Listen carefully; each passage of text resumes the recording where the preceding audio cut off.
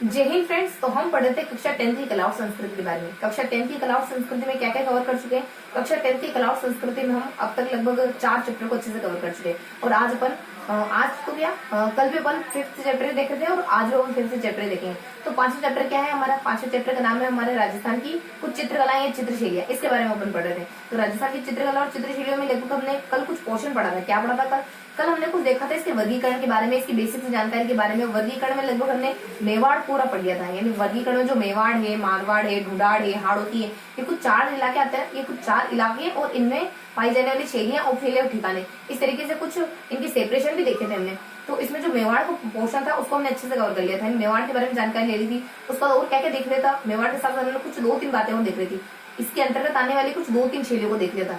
जैसे कि मेवाड़ के अंतर्गत कौन कौन सी शैलियां आती है? तो देखो अपनी उदयपुर शैली इसके अंतर्गत आती है, नाथद्वारा शैली इसके अंतर्गत आती है, फिर देवगढ़ शैली इसके अंतर्गत आती है। तो इस तरीके से हमने मेवाड़ के अंतर्गत आने वाली 3 शैलियों को अच्छे से पढ़ लिया था।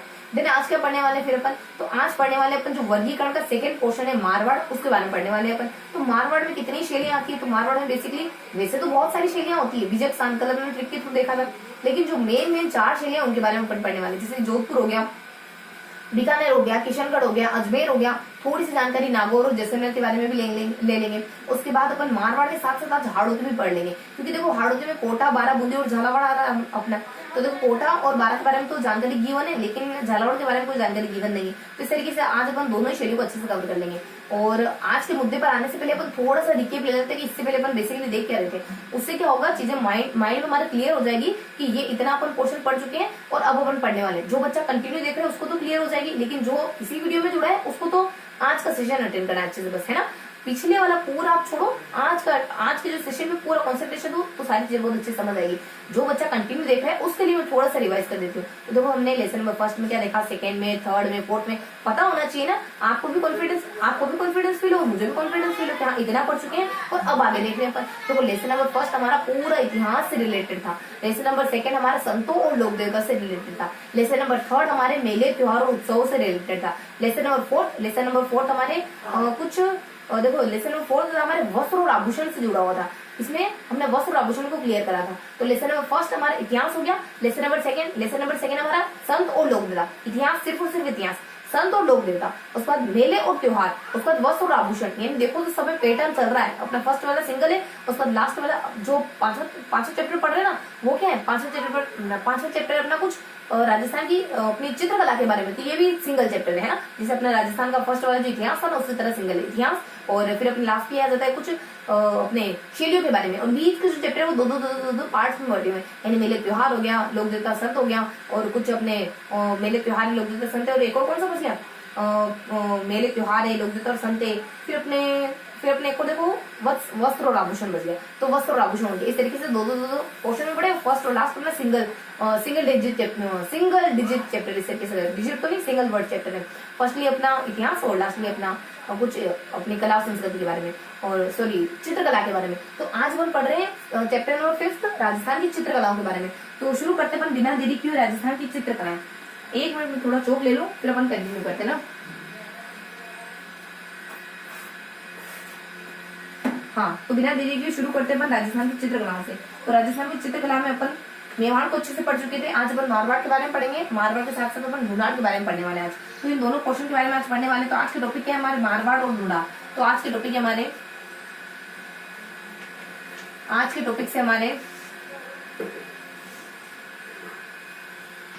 मारवाड़ और ढूंढाड़ नहीं, हाड़ौती। मारवाड़ में क्या देखेंगे अपन? मारवाड़ में अपन देखने वाले कौन कौन सी चित्रशैली को कवर करने वाले हैं मारवाड़ में। बेसिकली आज अपन चित्रशैली को कवर करेंगे, लगभग 6 चित्रशैली को कवर करेंगे इसके अंदर। 6 चित्रशैली को इसके अंदर कवर करने वाले हैं। फर्स्ट आ जाएगी अपनी जोधपुर, 2nd आ जाएगी अपनी बीकानेर, जोधपुर जो कि मेनली मारवाड़ है। 3rd बता देंगे अपन किशनगढ़ के बारे में,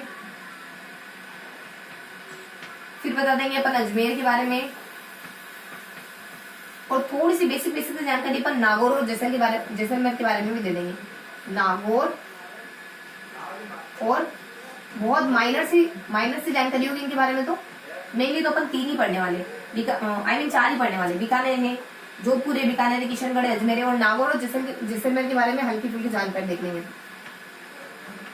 जैसलमेर के बारे में तो शुरू करते हैं अपन जोधपुर चित्रशैली से। और हाड़ौती में क्या देखने वाले हैं, थोड़ा सा इसका भी क्लासिफिकेशन कर देते हैं।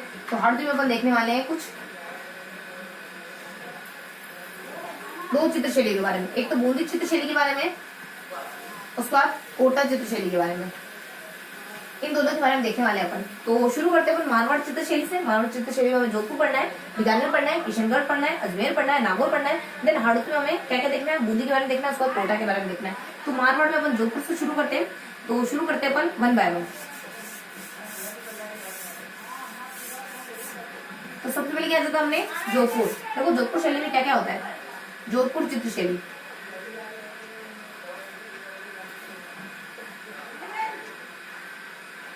जोधपुर चित्रशैली में बेसिकली क्या देखना है, जोधपुर चित्रशैली में बेसिकली सिर्फ और सिर्फ 3 पॉइंट कवर करने। कितने, सिर्फ और सिर्फ 3 पॉइंट। सबसे पहले अपन देख लेंगे इसमें कौन कौन से राजा वगैरह आते हैं, राजा लोगों के बारे में देखेंगे, किस राजा के वक्त को कौन कौन सी शैली चल रही थी, क्या क्या हो रहा था, और कौन कौन चित्रकार वगैरह थे, कौन कौन फेमस था, और भी कोई जानकारी जो राजाओं के वक्त अच्छे से हो रही थी, और किसकी प्रधानता थी, और किस प्रकार के चित्र बना करते थे किस राजा के समय।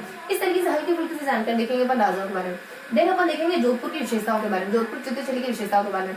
क्या देखने वाले जोधपुर चित्रशैली की विशेषताओं में कि जोधपुर चित्रशैली की क्या क्या विशेषता है, प्रकृति में क्या विशेषता है इसमें, और स्त्री पुरुष को लेकर के क्या विशेषता है, उसके बाद इसके कलर कौन से हैं, इस तरीके से इसकी कैरेक्टरिस्टिक को कवर करने वाले। देन थर्ड बिंदु किससे रिलेटेड है, थर्ड पॉइंट देखने वाले कि जोधपुर चित्रशैली में जो चित्र बने हुए हैं उन चित्रों के बारे में देखने वाले हैं कि कौन से चित्र जो इसके शुरुआती दौर के बारे में बताते हैं, कौन सा चित्र ऐसा है जो मेवाड़ और मारवाड़ दोनों के ही बारे में बताता है, कौन सा चित्र ऐसा है जो किसी व्यक्ति ने किसी के लिए बनाया था यहाँ पर। तो इस तरीके से अपन जोधपुर चित्रशैली को कवर करने वाले। तो सबसे पहले अपन देख रहे थे इसमें क्या क्या देखने वाले अपन। तो कुछ राजाओं का जिक्र देखने वाले अपन हल्का सा,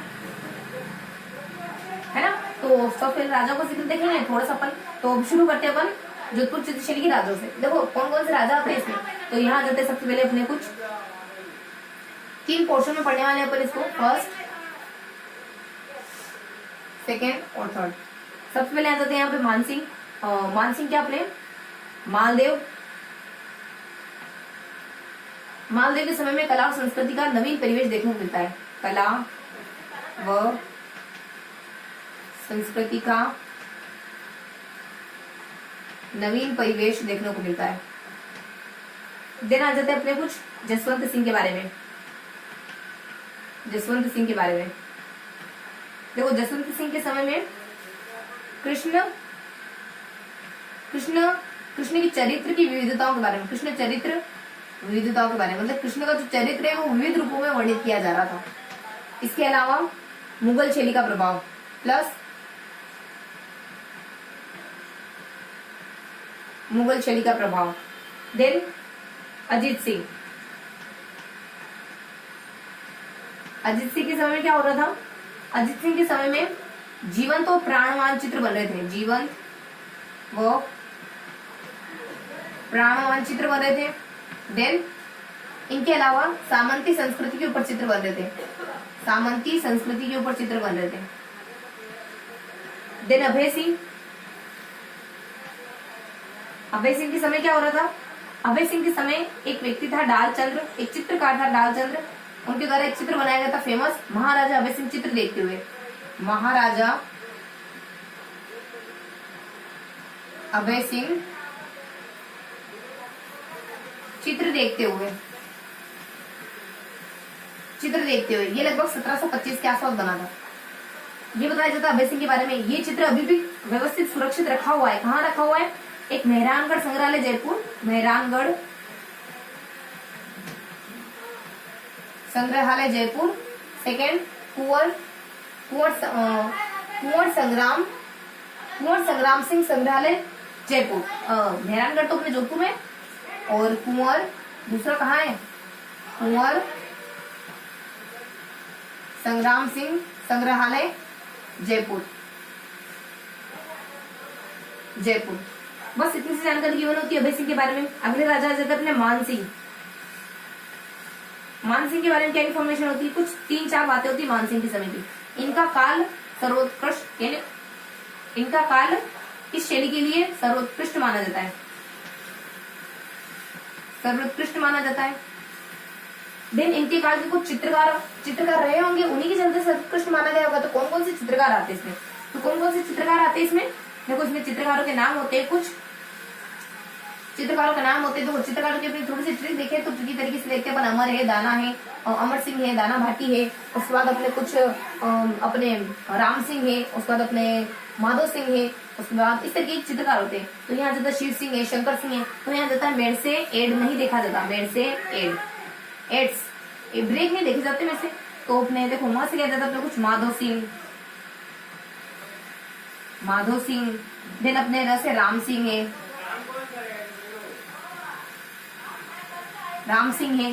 उसके बाद ऐसे क्या गिवन है, शिव सिंह और शंकर दान। देखो ऐसे दो बार आ रहा है ना, तो एड कर लेते, चलो एड से नहीं एड, तो शिव सिंह शिव सिंह है, उसके बाद शंकर दान है, ये इन्फॉर्मेशन होती है। उसके बाद ऐसे क्या जाता अपने अमर, ऐसे अपने कुछ अमरदान, अमरदान, डी से दाना। और जो इसमें से जो दाना थे ना, उन्होंने बहुत अच्छा काम करा था कि जोधपुर की चित्रशैली को उत्कृष्ट बनाने में अपना महत्वपूर्ण योगदान देते हैं। तो ये दाना सिंह बहुत ज्यादा महत्वपूर्ण चित्रकार है इन चित्रकारों में। देन मानसिंह के बारे में बस इतनी इन्फॉर्मेशन गिवन होती। और सबसे महत्वपूर्ण ये नाथों यानी ये नाथ संप्रदाय को फॉलो करने वाले होते हैं, तो नाथों पर बहुत ज्यादा चित्र बने होते हैं। तो नाथों पर सर्वाधिक चित्र, नाथों पर सर्वाधिक चित्र, नाथ को फॉलो करने वाले होते हैं, तो सर्वाधिक चित्र इसमें नाथों पर ही बने होते हैं। तो बेसिक से इन्फॉर्मेशन होती है इन चारों पांचों इन 5 राजाओं के बारे में। अब राजाओं के बारे में तो देख लिया, इसके बाद अपन जोधपुर चित्रशैली की विशेषता क्या थी। देखो मालदेव क्या होते हैं, मालदेव जो होते हैं कुछ अपने नवीन परिवेश देखने को मिलता है। जसवंत सिंह के समय में क्या हुआ, तो कृष्ण के चरित्र की विविधता देखने को मिल रही थी। उसके बाद अपने मुगल शैली का प्रभाव देखने को मिल रहा था। अजित सिंह के समय में क्या है पॉइंट हुआ था, अजित सिंह के समय में जीवंत और प्राणवान चित्र देखने को मिल रहे थे और सामाजिक संस्कृति देखने को मिल रही थी। अभय सिंह के समय में क्या हुआ था, अभय सिंह के समय में कुछ डाल चंद्र आते थे। उसके बाद अपने बहुत अच्छे चित्रकार थे, इन्होंने चित्र बनाया कि महाराजा अभय सिंह चित्र देखते हुए। उसके बाद अगला बता दिया जाता अपने कुछ इन्हीं के बारे में कि इनके चित्र को अभी भी व्यवस्थित सुरक्षित करके रखा हुआ है। जोधपुर में रखा हुआ है व्यवस्थित, जयपुर में रखा हुआ है व्यवस्थित। यही कुछ 1725 के आसपास, यही कुछ 25 में, यही कुछ 1725 के आसपास ये चित्र बना था, शायद 25 मिनट देखा होगा उन्होंने। उसके बाद महाराजा अभय सिंह चित्र देखते हुए। उसके बाद मानसिंह के बारे में क्या इन्फॉर्मेशन नहीं होती। इनका काल तो बहुत अच्छा काल माना जाता है मानसिंह का। मानसिंह तो वही शख्स है जो कुछ नाथों से बहुत ज्यादा प्रभावित थे, तो इनकी चित्रकला यानी इनके समय में नाथों पर आधारित चित्र बनने लगे। और मानसिंह के समय में कुछ चित्रकार भी आते हैं, यानी मानसिंह के समय अपने कुछ महत्वपूर्ण चित्रकार आए, जैसे अमर हो जाता है, दाना हो जाता है, शिव सिंह है, शंकर है। उसके बाद अपने कुछ अमर, दाना, शिव सिंह, शंकर। उसके बाद अपने माधव है। उसके बाद अपने रस कुछ राम सिंह वगैरह है, रस गिवन कर रहा था, रस अपने राम सिंह वगैरह। इस तरीके के कुछ चित्रकार रहे हैं इनके समय में। इनमें से दाना बहुत ज्यादा अच्छे चित्रकार रहे हैं, तो इन्होंने अपनी जोधपुर की चित्रशैली को उत्कृष्टता पर पहुंचाने में अपना महत्वपूर्ण योगदान दिया। तो ये हल्की हल्की सी जानकारी थी। मालदेव के समय ज्यादा कुछ हुआ नहीं। और अपने जसवंत सिंह के समय सिर्फ मुगल शैली, वो देखो मुगल शैली इंपोर्टेंट है अपने, तो जसवंत सिंह के समय में अपने मुगल शैली। अजित सिंह समय, अभय सिंह के समय, अभय सिंह तो खाली चित्र डाल चंद कहते थे, अभय सिंह चित्र देख रहे हैं बस। उसके बाद अजित सिंह के समय तो बहुत अच्छे प्राणवान एकदम जीवंत, अजित सिंह के समय एकदम जीवंत चित्र बनने लगे थे। मानसिंह के समय कुछ अपने कुछ अच्छे चित्रकार रहे होंगे ना, इस वजह से इसका काल सर्वोत्कृष्ट काल माना जाता है। इसके काल में ही हमारे दाना एक महत्वपूर्ण चित्रकार होते हैं। महत्वपूर्ण चित्रकार इतने होते हैं और ऐसे होते हैं कि इसके काल को सर्वोत्कृष्ट काल की कैटेगरी में ले आने के लिए सक्षम होते हैं। तो इस तरीके की हल्की हल्की से इन्फॉर्मेशन देखी हमने मालदेव के बारे में, जसवंत के बारे में, अजित के बारे में, अभय के बारे में, मानसिंह के बारे में। अब तुम्हें क्या करना होगा कि जैसे ये सारी इन्फॉर्मेशन है ना, इसको तुम्हें भी एक बार अच्छे से रिकॉल करना होगा कि मालदेव के साथ क्या आता है, जसवंत के साथ क्या आता है। एक बार बस साथ में बिठा लेना कि इनके साथ ये आता है, इसके साथ ये इन्फॉर्मेशन, इसके साथ ये इन्फॉर्मेशन, इसके साथ ये इन्फॉर्मेशन। उसको कुछ समय बाद इसको थोड़ा सा रिकॉल कर लेना, थोड़ा सा रिवाइज कर लेना, वापस एक बार नोट्स को उठा के देख लेना, तो चीजें आसानी से याद हो जाएगी। और फिर अपन देखो कहना बहुत आसान होता है लेकिन करना उतना ही मुश्किल होता है। उसको मालदेव के बारे में देख लेंगे। चलो अपन शुरू मतलब कंटिन्यू करते हैं। इसकी कैरेक्टरिस्टिक के बारे में देख लेंगे और इसके कुछ चित्रों के बारे में देखेंगे। अपन फर्स्ट पोर्शन कंप्लीट हो गया इसका, जोधपुर चित्रशैली का। सेकंड पोर्शन देख लेंगे अपन इसका, सेकंड पोर्शन देख लेंगे अपन इसका कुछ इसके ना विशेषताओं के बारे में, इसकी कैरेक्टरिस्टिक क्या है, इसकी विशेषता है। तो क्या क्या विशेषता है इसकी, देखो विशेषताओं को अपन देख लेंगे, प्रकृति के बारे में देख लेंगे, उसके बाद कुछ महिला पुरुषों की विशेषताओं के बारे में देख लेंगे, उसके बाद कलर के बारे में देख लेंगे। तो बेसिकली अपन ये विशेषताओं के बारे में देखेंगे, सभी में ये विशेषता देखने वाले। उसके बाद कुछ बच्चे कुछ कदू का जानकारी, अगर इसमें कुछ विशेष हो, जैसे इसमें प्रेमाख्यानों का वर्णन विशेष है, तो किस किस के प्रेमाख्यानों का वर्णन बेसिकली यहाँ पे मिलता है वो भी अपन देख लेंगे। तो हल्की फुल्की जानकारी लेते हैं इसकी कैरेक्टरिस्टिक के बारे में। देखो इसकी विशेषता होती है, पहली विशेषता इसमें महिला पुरुष कैसे होते हैं। तो देखो पुरुष कैसे होते हैं, जोधपुरी ऊंची पाग वाले, देखो लंबे चौड़े कद वाले, लंबा चौड़ा कद होता है उनका, और गलमुछ वगैरह, फिर अपने मूछों युक्त चेहरा होता है, मूछो युक्त तो अपने वहां मेवाड़ में भी पढ़ा था अपने, और यहाँ पे गलमुच आता है, गलमुच। उसके बाद और इन्फॉर्मेशन आ जाती है, जोधपुरी ऊंची पाग, जोधपुरी ऊंची पगड़ी, ये पुरुषों के बारे में इन्फॉर्मेशन होती है। महिलाएं किसी होती है यहाँ पे, देखो महिला के बारे में सिर्फ ओढ़नी है, लहंगा है और कुछ फांदना है, तो ये आता है यहाँ पे, ओढ़नी, ओढ़नी, लहंगा और फांदना। देखो फांदना दिया हुआ है, स्पष्ट मुझे भी नहीं हुआ कि फांदना क्या है, लेकिन ओढ़नी है, लहंगा है, फांदना है, ये सारी चीजें इनके यहाँ की महिलाएं ओढ़ा करती थी। उसके बाद प्रकृति के बारे में देखना है तो थोड़ा सा नेचर में क्या होता है, तो देखो नेचर में खंजन पक्षी, खंजन पक्षी, तो खंजन पक्षी नेचर का ही तो हिस्सा है। उसके बाद नेक्स्ट थोड़ा सा अपन कलर कौन से होते हैं, तो कलर होते हैं अपने लाल, लाल पीले, लाल पीले कलर, ये दो कलर है, बस ये हल्की सी इन्फॉर्मेशन होती है इसके बारे में। नेक्स्ट इसकी एडिशनल जानकारी, इसकी जो एडिशनल जानकारी है उसके बारे में देखते हैं अपन। तो एडिशनल जानकारी क्या है इसकी, इसमें प्रेमाख्यानों का वर्णन होता है।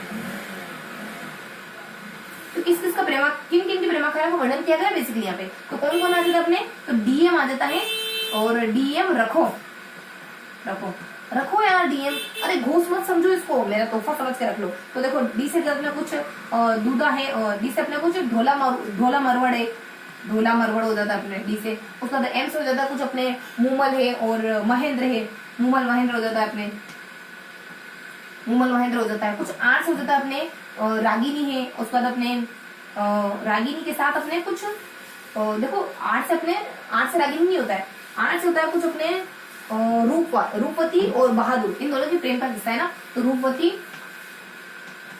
और बहादुर। और लास्ट में के से हो जाता है कल्याण और रागिनी, तो लास्ट में अपना जाता है कल्याण, के से अपने कल्याण और रागिनी, इन दोनों की प्रेम का किस्सा होता है। ढोला के साथ अपने ढोला मारू है, मूमल और महेंद्र है, और रूपवती और बहादुर है, उसका कल्याण और कल्याण के साथ अपने रागिनी, इनके प्रेम के किस्सों का वर्णन होता है, ठीक है। और बस ये हल्की सी इसकी कैरेक्टरिस्टिक थी, हल्की सी इसकी विशेषता थी कि पुरुष कैसे यहाँ पे लंबे चौड़े गलमुच्छ वाले एकदम जोधपुरी पगड़ी पहनी हुए, तो महिला किसी उतनी ही छुई हुई सी, उतनी ही कोमल है, यानी अपने ओढ़नी ओढ़ की, लहंगा है, उसका फांदना वगैरह है, इस तरीके से इन्फॉर्मेशन है यहाँ पे। खंजन प्रकृति में क्या सिर्फ और सिर्फ एक चीज है प्रकृति में, खंजन पक्षी। उसके बाद फिर अपने देखो महिलाओं में अपने एक महत्वपूर्ण चीज और होती है, बादाम सी आंखें। देखो सबसे महत्वपूर्ण चीज तो भूल ही गए अपन, बादाम सी आंखें, बादाम सी आंखें।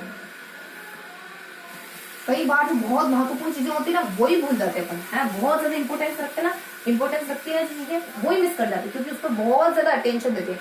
बहुत ज्यादा अटेंशन देना मतलब कि उसको लोक करना, है ना। तो अपने बादाम से आंखें होती है खंजन पक्षी, प्रकृति में सिर्फ और सिर्फ खंजन पक्षी, लाल पीले कलर है। अरे मेरे ऊपर काले पीले क्यों पढ़ रहे हो, काले पीले नहीं पढ़ते हम तो लाल पीले पढ़ते हैं। उसके बाद अपने प्रेमाख्यान किसका है, ढोल का है, मूमल का है, रूपवती का है, कल्याण का है। और उसके बाद इस तरीके से कुछ अपने चार व्यक्ति थे, उनकी प्रेमाख्यान का जिक्र। तो ये बेसिक इसकी कैरेक्टरिस्टिक थी। अब क्या देखने वाले अपन, अब देखने वाले अपन लास्ट में इसके कुछ चित्रों के बारे में, जो अलग अलग व्यक्तियों के समय बने उन चित्रों की अलग अलग विशेषता है। कोई चित्र इसके शुरुआती दौर के बारे में बताता है, कोई चित्र किसी ने किसी के लिए बनवाया है, तो कोई चित्र अपने कुछ मेवाड़ और मारवाड़ दोनों की कैरेक्टरिस्टिक को बताता है। तो बस इस तरीके की इन्फॉर्मेशन होती है अपने चित्रों में। तो कुछ 4 चित्र आएंगे, उनको अपन देख लेते हैं। तो कौन कौन से चित्र पढ़ने वाले हैं अब अपन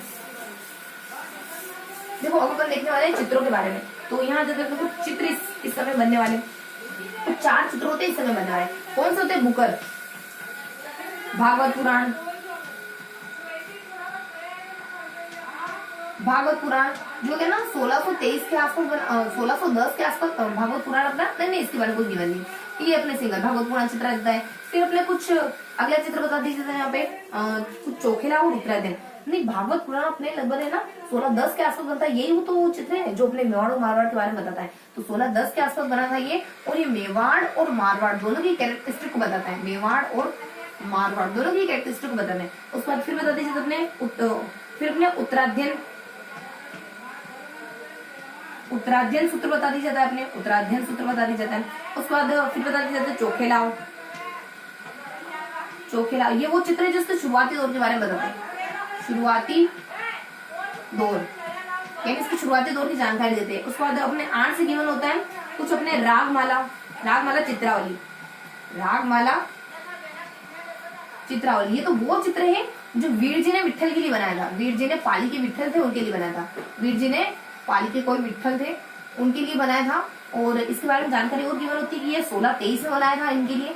और बता देते कि ये ना कुछ अपने उस कैटेगरी का चित्र होता है, लघु कैटेगरी का चित्र होता है ये। और इसमें ना कुछ अपने शुद्ध राजस्थानी रूप देखने को मिलता है। तो लघु कैटेगरी का चित्र है ये, लघु चित्र कैटेगरी का है और इसमें शुद्ध राजस्थानी रूप देखने को मिलता है, शुद्ध राजस्थानी। तो शुद्ध राजस्थानी रूप देखो, मतलब शुद्ध राजस्थानी में बना हुआ है और लघु चित्र की कैटेगरी में आता है। बस उसके बैकग्राउंड वगैरह के बारे में भी है कि कुछ चलो छोड़ो, अपने लघु चित्र जो है उसको तो अपने शुद्ध राजस्थानी रूप देखने को मिलता है, शुद्ध राजस्थानी शैली में बना हुआ है। तो अपने ये राग वाला चित्र तो बेसिक से चित्र थे अपने। तो बुकर में कौन कौन से चित्र आते हैं अपने, कुछ भागवत पुराण, हाँ, और अपने जो जोधपुर चित्रशैली ना ये अपने बस हाँ चलो इसके बारे में क्वेश्चन बस इतना ही है। तो अपने बुकर चित्रशैली क्या आ जाता है, मतलब कि बुकर में कौन कौन से चित्र आते हैं अपने, जैसे भागवत पुराण आ जाता है, उसके बाद अपने यू से आ जाता है कुछ अपने उत्तराध्ययन सूत्र आ जाता है, उसके बाद अपने सी से कुछ चोखेला आ जाता है, उसके बाद आर से अपना कुछ राग माला चित्र आ जाता है। तो देखो भागवत पुराण के बारे में इन्फॉर्मेशन होती है 16 में मेवाड़ मारवाड़ भागवत पुराण, तो इसी भागवत इसी मेवाड़ मारवाड़ दोनों की कैटेगरी, दोनों की विशेषता हो जाती है। उसके बाद अपने कुछ उत्तराध्ययन ऐसा होता है, उत्तराध्ययन चोखेला, उत्तर चोखा, बहुत चोखा उत्तर दिया, बहुत अच्छा उत्तर दिया। तो उसको शुरू में ही दे देते इसने, सबसे पहले दिया और सबसे अच्छा दिया। तो अपने शुरुआती दौर के बारे में जानकारी मिलती है। उसके बाद राग वाला चित्र क्या, देखो राग वाला जो चित्रावली है ये अपने वीर जी ने विठल के लिए बनाई थी, 1623 के आसपास बनाई थी। ये पाली के कोई थे अपने, और फिर बताते हैं इसके बारे में, ये लघु चित्र कैटेगरी में तो शुद्ध राजस्थानी बना हुआ है। तो हल्की सी इन्फॉर्मेशन होती है इनके चित्रों के बारे में। तो ये हमने कवर कर लिया जोधपुर चित्रशैली में। तो जोधपुर चित्रशैली में हमने तीनों पॉइंट्स को अच्छे से कवर कर लिया। कौन कौन से पॉइंट देखे हमने जोधपुर चित्रशैली में, जोधपुर चित्रशैली में हम पॉइंट देखते हैं। सबसे पहले इसके कुछ राजाओं के बारे में, यानी महाराजाओं के बारे में जानकारी देखते हैं, कौन कौन से महाराजा थे। सेकेंडली जानकारी देख लेते हैं इसकी क्या क्या कैरेक्टरिस्टिक होती है, क्या क्या विशेषता होती है, उस बारे में अपने जानकारी देखी। लास्टली क्या देखा आप लोगों ने, लास्टली अपन कवर करते हैं कुछ इसकी इनके चित्रों के बारे में। लास्ट में अपन कवर करते हैं इनके कुछ चित्रों के बारे में। देखो हम थोड़ा सा रिवाइज कर लेते, थोड़ा सा रिकेप कर लेते, दिन पर नजर मूव करेंगे। तो हमने महाराजों के बारे में, विशेषताओं के बारे में, चित्रों के बारे में क्या देखा, कुछ हमने 4-5 महाराजों के बारे में देखा, जिक्र करा था। कौन कौन से महाराज होते हैं यहाँ पे, देखो सबसे पहले अपने मालदेव आ जाता है, फिर अपने जसवंत आ जाता है, फिर अपने अजीत आ जाता है, फिर अपने अभय आ जाता है, लास्ट में मान सिंह आ जाता है। देखो मालदेव तो वो है जब हमारी कला संस्कृति का नवीन परिवेश देखने को मिला। जसवंत तो वो है जिनमें मुगल प्रभाव देखने को मिला था। कृष्ण, देखो मुगल और कृष्ण कितने एक ही है लेकिन दोनों एक साथ देखने को मिले। अजित तो वो है जिसमें प्राण मानचित्र देखने को मिल जाते हैं, सामंती व्यवस्था का वर्णन भी देखने को मिल जाता है। अभय वो है जो कुछ नहीं करते, खाली महाराजा अभय सिंह चित्र देखते हुए डालचंद के द्वारा बना दीजिए तो 1725 के आसपास बनता है। हल्की जानकारी क्या होती है। मान सिंह तो वो है जो नाथों पर बहुत ज्यादा प्रभावित है, तो नाथों पर आधारित चित्र बनाते हैं। इनके समय में कुछ चित्रकार आ जाते हैं, अमर आ जाता है, दाना आ जाता है, शिव आ जाता है, शंकर आ जाता है, माधव आ जाता है, फिर राम सिंह आ जाता है। इस तरीके कुछ 6 चित्रकार होते हैं। दाना बहुत अच्छी कैटेगरी का चित्र होता है, इतने अच्छी कैटेगरी का चित्रकार होता है, इतने अच्छे अच्छे चित्र बनाता है कि इन्हीं के समय को सबसे सर्वोत्कृष्ट काल किया जाता है चित्रकला का। तो हल्की हल्की से इन्फॉर्मेशन महाराज के बारे में कर इसकी कैरेक्टरिस्टिक क्या है, कैसे देखनी है अपने कैरेक्टरिस्टिक में हमें कवर करना है। कुछ मतलब कि यहाँ की महिला पुरुषों के बारे में क्या विशेषता थी, यहाँ की प्रकृति की क्या विशेषता है, यहाँ पर कलर कौन से, और ये 3 तो सब में देखेंगे। इनके अलावा कोई अदर जानकारी है क्या इसके बारे में, तो है प्रेमाख्यान इसके लिए बहुत ज्यादा मायने रखता है इस चित्रशैली के लिए, तो उसके बारे में हम थोड़ा सा देखेंगे। तो देखो महिलाएं पुरुष कैसे थे, यहाँ की महिलाएं कैसे थी, यहाँ के पुरुष कैसे थे। पुरुष तो थे अपना कुछ और मूछे वगैरह रखने वाले, और महिलाएं कैसी थी, देखो महिलाएं उतनी ही छूने से उतनी ही कोमल से, जैसे पुरुष एकदम हष्ट पुष्ट है तो महिलाएं एकदम लहंगा ओढ़नी पहनी हुई बताएगी, कुछ फांदना के साथ बताएगी, बादाम सी आंखें। तो इस तरीके से अपने महिला का जिक्र करा गया। उसके बाद नेक्स्ट क्या बता देते हैं इनकी प्रकृति के बारे में बताओ कि मतलब प्रकृति का वर्णन कैसा होता है। देखो प्रकृति में खंजर पक्षी भी तो प्रकृति का हिस्सा है, तो खंजर पक्षी अपना कुछ खंजर पक्षी का वर्णन होता है इसमें। उसके बाद लास्टली बता दीजिए कलर, देखो काले पीले नहीं पढ़ते हम, लाल पीले पढ़ते हैं, तो लाल पीले से कलर हो जाता है। कोई एडिशनल जानकारी है क्या, हाँ है ना, प्रेमाख्यान के बारे में दी हुई एडिशनल जानकारी। किस किस के प्रेमाख्यान का वर्णन है, तो प्रेमाख्यान का वर्णन अपना कुछ डीएम रख, अरे डीएम से तोहफा समझ के रखो, कोई घूस नहीं दे रहा हूँ ना आपको। तो कुछ अपने ढोला आ जाता है, फिर अपने रागिनी आ जाता है, फिर अपने कल्याण आ जाता है, रागिनी नहीं रूपवती, ढोला आ जाता है, फिर अपने रूपवती आ जाती है, फिर अपने कुछ कल्याण के बारे में आता है, फिर अपने डीएम से अपने कुछ मुमल आ जाता है। इस तरीके से कुछ 4 कपल है, उनके प्रेमों का वर्णन, उसके प्रेम का वर्णन, उनके प्रेम के बारे में बताया गया, प्रेम की पूरी स्टोरी के बारे में इसमें दिए हुए। तो बस इस तरीके की कैरेक्टरिस्टिक देखी। उसके बाद कुछ चित्र आ जाते हैं। अब कौन कौन से चित्र हैं और वो चित्र, उन चित्रों के बारे में क्या है, वन लाइनर इन्फॉर्मेशन गिवन है। तो कौन कौन से चित्र आते हैं, देखो चित्र आते हैं बुकर, देखो आप अच्छे से पढ़ोगे ना तो बुकर प्राइज मिल जाएगा तुम्हें। तो बुकर आता है अपने को, तो मतलब बुकर अपनी ट्रिक आती है। तो बुकर में क्या क्या जानकारी गिवन होती है, देखो 20 से अपने भागवत पुराण गिवन होता है, उसका यू से अपने कुछ उत्तराध्ययन होता है, उसका सी से अपने चोखिला होता है, उसका लास्ट में अपने रस से कुछ राग माला चित्रावली बता देती है। भागवत पुराण तो कोई 1610 के आसपास बना, मेवाड़ माड़ो दोनों की कैरेक्टरिस्टिक को बताता है। उसका उत्तराध्ययन में चोखिला ऐसे चित्र है जो कि शुरुआती दौर के बारे में, उत्तर चोखा उत्तर शुरुआती समय के बारे में बताता है।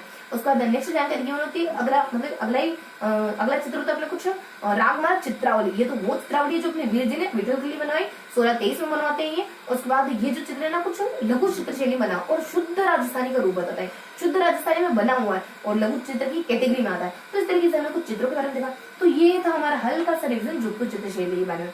अभी क्या पढ़ने वाले अपन, अब देखने वाले जोधपुर चित्रशैली के बाद बीकानेर चित्रशैली के बारे में। और इसके बाद इसके बाद की जो चित्रशैली है ना वो ज्यादा डिटेल्ड चित्रशैली नहीं, बहुत हल्की फुल्की से बहुत छिचली सी चित्रशैली है। तो सबसे ज्यादा तो अपने को जोधपुर चित्रशैली में इन्फॉर्मेशन कवर करनी थी। अब हमारी बीकानेर में इससे कम है, आने वाली चित्रशैली में इससे और कम है। तो अब देख लेते हैं बीकानेर की चित्रशैली के बारे में। अब अपने बीकानेर चित्रशैली,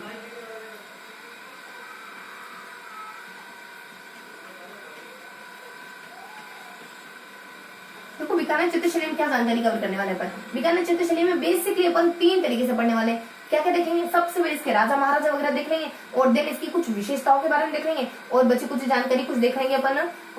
कुछ एक राजा महाराजा को सेपरेशन देखेंगे, कुछ इसकी कैरेक्टरिस्टिक के बारे में देखेंगे और लास्ट में अपन इसके चित्रकारों के बारे में देख लेंगे। तो इस तरीके से अपन पढ़ने वाले हैं। तो देखो बीकानेर में अपन सबसे पहले फिर और देन फिर देखो सबसे पहले क्या देखने वाले अपन, सबसे पहले अपन देखेंगे हल्की जानकारी इनके महाराजाओं के बारे में, महाराजाओं के बारे में। देन क्या देखने वाले अपन, देन देखने वाले हैं अपन देन देखने वाले इसकी कुछ विशेषताओं के बारे में, इसकी कुछ कैरेक्टरिस्टिक के बारे में। देन क्या कवर करने वाले अपन, तो लास्ट में अपन कवर करेंगे इसके समय की कौन कौन से चित्रकार है। तो देख लेते अपन सबसे पहले महाराजा। देखो 2 ही महाराजों का वर्णन होता है यहाँ पे। एक तो अपने राय सिंह होते हैं जो इसके शुरुआती दौर के महाराजा थे। उसके बाद दूसरे अपने अनूप सिंह होते हैं। अनूप सिंह इसके लिए बहुत ज्यादा महत्वपूर्ण है शैली के लिए, अनूप सिंह, क्योंकि इनका समय काल बहुत अच्छा माना जाता है शैली के लिए। इन्हीं के समय में अपने कुछ उस्ता परिवार है ना, बहुत अपने हिंदू है, राजस्थानी है, उसके बाद अपने संस्कृत है, इनमें जो काव्य लिखे हुए हैं उनके ऊपर चित्र बनाने लग गया था उस्ता परिवार। और जनरली उस्ता परिवार अपने है ना मुगल शैली के ऊपर चित्र बनाया करता था। वही अपने उस्ता का मतलब क्या है, ऊँट की खाल के ऊपर अपने सोने की कारीगरी भी उस्ता कला कहते हैं। तो देखो रायसिंह के बारे में क्या इन्फॉर्मेशन होती है, तो रायसिंह के बारे में बताते हैं कि जब 16वीं शताब्दी में इस चित्रशैली का उद्भव हुआ, क्योंकि ये भी अपने शुरुआती दौर के, तो थोड़ा सा बता दे अपन कि इससे थोड़ी सी कोरिलेट करती हुई बात है कि 16वीं शताब्दी में इस चित्रकला का उद्भव हुआ था, बीकानेर चित्रकला का। और रायसिंह के समय में ना कुछ चित्र बना था अपने, वो है ना इसके शुरुआती दौर के बारे में बताता है। तो वो अपने भागवत पुराण एक चित्र है जो कि इसके भागवत पुराण, हाँ ठीक है भागवत पुराण है। तो भागवत पुराण एक ऐसा चित्र है जो अपने बीकानेर चित्रशैली के शुरुआती दौर के बारे में बताता है। उसका देखो भागवत पुराण वहां पे रहता है लेकिन सेपरेट होगा। अब अपने 2 बार नाम दिया तो अपने 2 बार बता दी। तो भागवत पुराण देता है और थोड़ी सी जानकारी होती है कि इतने प्रभावित होते हैं मुगल दरबार में जो चित्रकार होते हैं उनसे, इतने अफेक्टेड हो जाते हैं, इतने ज्यादा प्रभावित हो जाते हैं उनसे कि उनमें से ना 2 चित्रकारों को अपने दरबार में बुला लेते हैं। तो कौन कौन चित्रकार होते हैं वो, तो वो अरे ऐसा कैसे कर दिए, तो अली रजा और रुकनुद्दीन। क्या होते हैं, आज से अपने कुछ अली रजा और 8 से होते हैं अपने रुकनुद्दीन।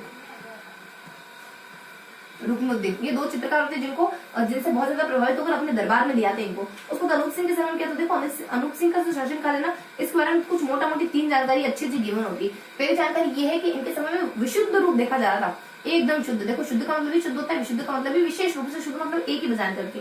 कभी कभी हमारे जो आगे लगने वाले क्या होते हैं, उपसर्ग पीछे लगने वाले होते हैं। कभी कभी उपसर्ग शब्दों में लगते हैं ना, कभी कभी अर्थ बदल देते हैं, कभी कभी अर्थ वही लगते हैं और कभी कभी देखो कभी कभी विपरीत कर देते हैं, कभी कभी नहीं भी बदलते और कभी कभी हमारा कुछ विशेष बात जोड़ देते उसके साथ, है ना, उसको थोड़ा सा रिइंफोर्स कर देते। जो चीज बता रहा होता है उसको थोड़ा सा धक्का देते, थोड़ा अच्छे तरीके से बता देते, कभी बिल्कुल उल्टा बता देते, कभी कोई फर्क नहीं पड़ता है। इस तरीके से अपने इनका काम होता है उपसर्गों का। तो अपने विशुद्ध रूप देखने को मिलता है। उस बाद विशुद्ध रूप देखने को मिला, इसी वजह से सर्वोत्कृष्ट उत्कृष्ट काल माना जाता है। सर्वोत्कृष्ट काल माना जाता है। और सेकंड जानकारी होती है कि इनके समय के कुछ चित्रकार होते हैं, इनके समय के चित्रकार है अपने हर, यानी अपने हसन, फिर अपने अली रजा वही है जो अपने इनके समय में यहाँ आए थे, अली रजा। फिर एक और चित्रकार आ जाते अपने, फिर अपने 8 से आ जाते हैं वही रुकनुद्दीन, नहीं 8 से अपने रामनाथ आते हैं, ठीक है। उसके बाद नेक्स्ट जानकारी इसके बारे में अनूप सिंह के बारे में गिवन होती है कि इनके समय में उस्ता परिवार हिंदी पर, संस्कृत पर और हिंदी, संस्कृत और राजस्थानी, इनमें जो काव्य लिखे गए ना उनके ऊपर चित्र बनाने लग गया था। प्लस हिंदू कथाओं पर भी, हिंदू कथाओं पर भी देखो पूछने को कुछ भी पूछा जा सकता है ना। तो हिंदू कथाओं पर चित्र बनाने लग गया, ये हल्की सी इन्फॉर्मेशन थी। और बस ये दो राजा आते हैं, उसके बाद इसकी कुछ विशेषता है, इसके कुछ चित्रकार देख लेंगे अपन। तो इन दो राजा का जिक्र होता है मोटा मोटी इसमें। अब देख लेते हैं अपन इसकी कुछ कैरेक्टरिस्टिक के बारे में, इसकी क्या क्या विशेषता है, उसके बाद इसकी चित्रकार के बारे में देख लेते हैं। तो देखो हल्के से अपने दो राजा थे, अपने राय सिंह थे, उसका अनूप सिंह थे। देखो राय सिंह का समय काल अपनी 16वीं शताब्दी में, तो 16वीं शताब्दी में इस चित्रशैली का उद्भव होता है। राय सिंह के समय में भागवत पुराण चित्र था ना, उसी से अपने बीकानेर चित्रशैली की शुरुआती दौर के बारे में देखते हैं अपन। उसके बाद इनको दो चित्रकार इतने पसंद आए थे कि अपने दरबार में लेकर आ गए उनको, अली रजा और रुकनुद्दीन। और अली रजा और रुकनुद्दीन की चित्रकारी से ही बीकानेर चित्रशैली का उद्भव हुआ है। तो इनके दोनों की चित्रकारी से अपन बीकानेर चित्रशैली का उद्भव मानते हैं, बहुत इंपॉर्टेंट बात है, ठीक है। उसके बाद यहाँ पे अनूप सिंह के बारे में क्या इन्फॉर्मेशन, देखो अनूप सिंह के बारे में हल्की जानकारी बता दी जाती है कि ये वही राजा है ये वही राजा है जिनके दौर को बीकानेर चित्रशैली का विशुद्ध रूप वाला दौर मानते हैं। और ये अपने सर्वोत्कृष्ट माना जाता है, यानी कि अपने अनूप सिंह का समय काल बीकानेर चित्रशैली के लिए बहुत अच्छा माना जाता है। देन इनके समय के कुछ चित्रकारों के नाम आते थे, जिससे हम हर रद थे, से अपने कुछ हसन है, रस अपने दामरत हो गया, और ए से अपने कुछ देखो ए से अपने अली रजा हो गया। तो इस तरह के कुछ चित्रकार होते हैं इनके समय में। उसके बाद लास्ट में बता देते हैं उसका परिवार इस समय में कुछ अलग काम करने लगे था। उसका परिवार हिंदू कथाएं हो गई, हिंदी हो गया, संस्कृत हो गया, उसको राजस्थानी हो गया, इनमें जो काव्य दिखे हैं उनके ऊपर चित्र बनाने लगे था। तो बेसिक से इन्फॉर्मेशन अपने राय सिंह के बारे में थी, बेसिक से इन्फॉर्मेशन अपने अनूप सिंह के बारे में थी। ये शुरुआती दौर के होते हैं और इनका काल तो सबसे अच्छा माना जाता है। इस तरीके के अपने दो राज होते हैं। अब विशेषता चित्रकार क्या है इसकी, देखो इसकी विशेषता क्या है। इस बीकानेर चित्रशैली की कुछ हल्की हल्की विशेषता हुई, अपन स्त्री पुरुष देखेंगे, प्रकृति देखेंगे, चित्र देखेंगे, और लास्टली इसकी कोई एडिशनल जानकारी होगी उसको देखेंगे। तो देखो स्त्री पुरुष कैसे होता है, तो स्त्रियां और पुरुष ज्यादा कुछ खास नहीं। यहाँ पर देखो स्त्रियां खाली कुछ कोमल तनवंगी कोमल ललना के रूप में वर्णित होती है। स्त्रियां तनवंगी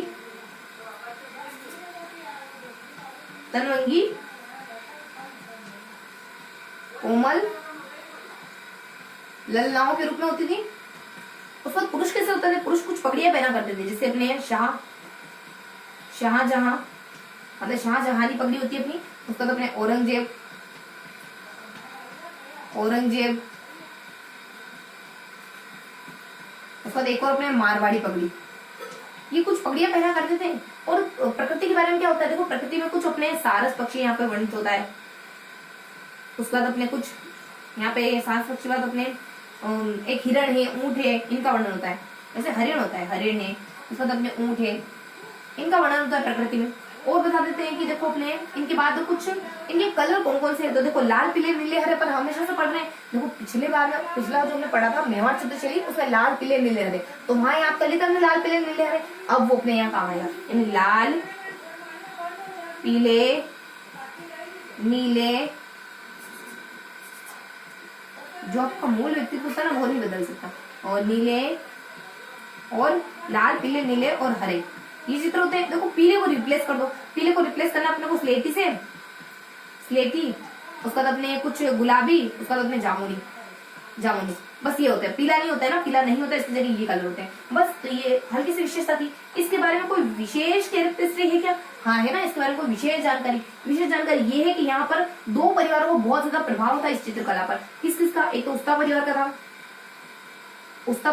तो उस्ता परिवार बेसिकली क्या है, क्या था अपना स्लेटी और गुलाबी और जामुनी, है ना। तो अपने उस्ता परिवार का बहुत ज्यादा प्रभाव था इस पर। उस्ता परिवार के कुछ देखो, उस्ता परिवार क्या करता है, मुगल शैली के बारे में अच्छे से बताता है, मतलब चित्र बनाता है, मुगल शैली के ऊपर चित्र बनाता है उस्ता परिवार। उसके बाद सेकेंडली अपने उस्ता परिवार को अकबर ने संरक्षण इनके कलाकारों को तो अकबर ने भी संरक्षण प्रदान करा था। उसका कला होती क्या है, तो अपने ऊंट की खाल पर सोना जड़ना, ये होती। तो बेसिक सी इन्फॉर्मेशन थी, 2-3 बातें थी उस्ता परिवार से जुड़ी। एक और आता है मथेरण परिवार।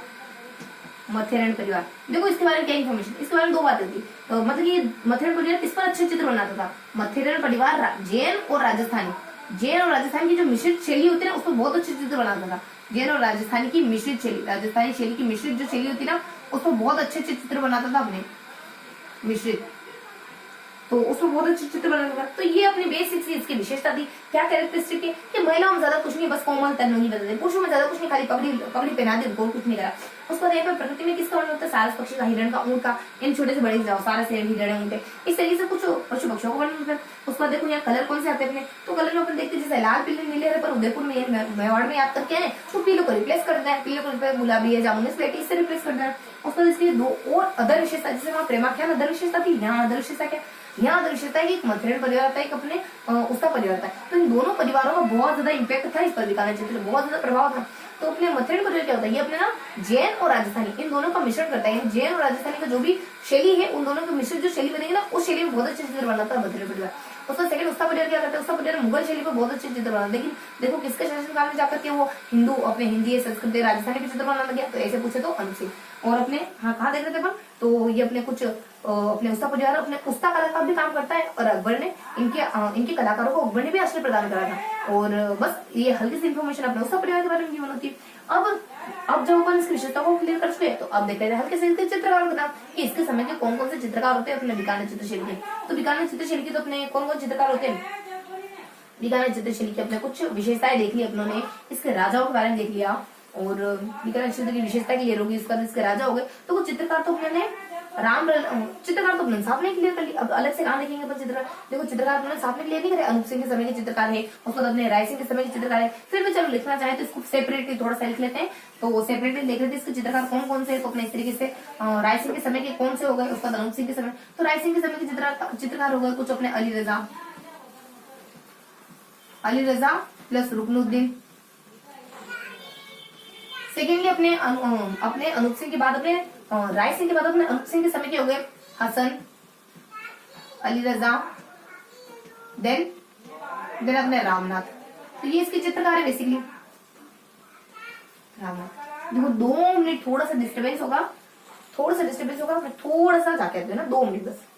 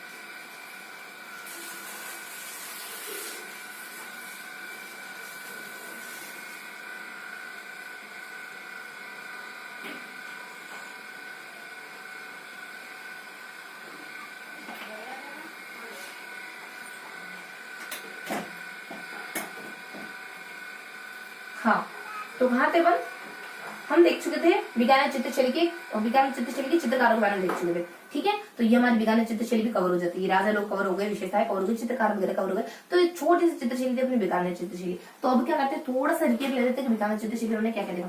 देखो राजा लोगों के बारे में देखा, दो राजा होते हैं अपने, राय सिंह होते हैं, अनूप सिंह होते हैं। राय सिंह तो वो व्यक्ति होते हैं 2 चित्रकार इतने पसंद आते हैं अपने दरबार में उठाकर लेकर आते हैं, अपने एक अली रजा था, रुकनुद्दीन रजा था। इन्हीं के समय इसका प्रारंभिक 2 भागवत पुराण चित्र देखने को मिलता है। 16वीं शताब्दी के आसपास बीकानेर चित्रशैली का उद्भव हुआ।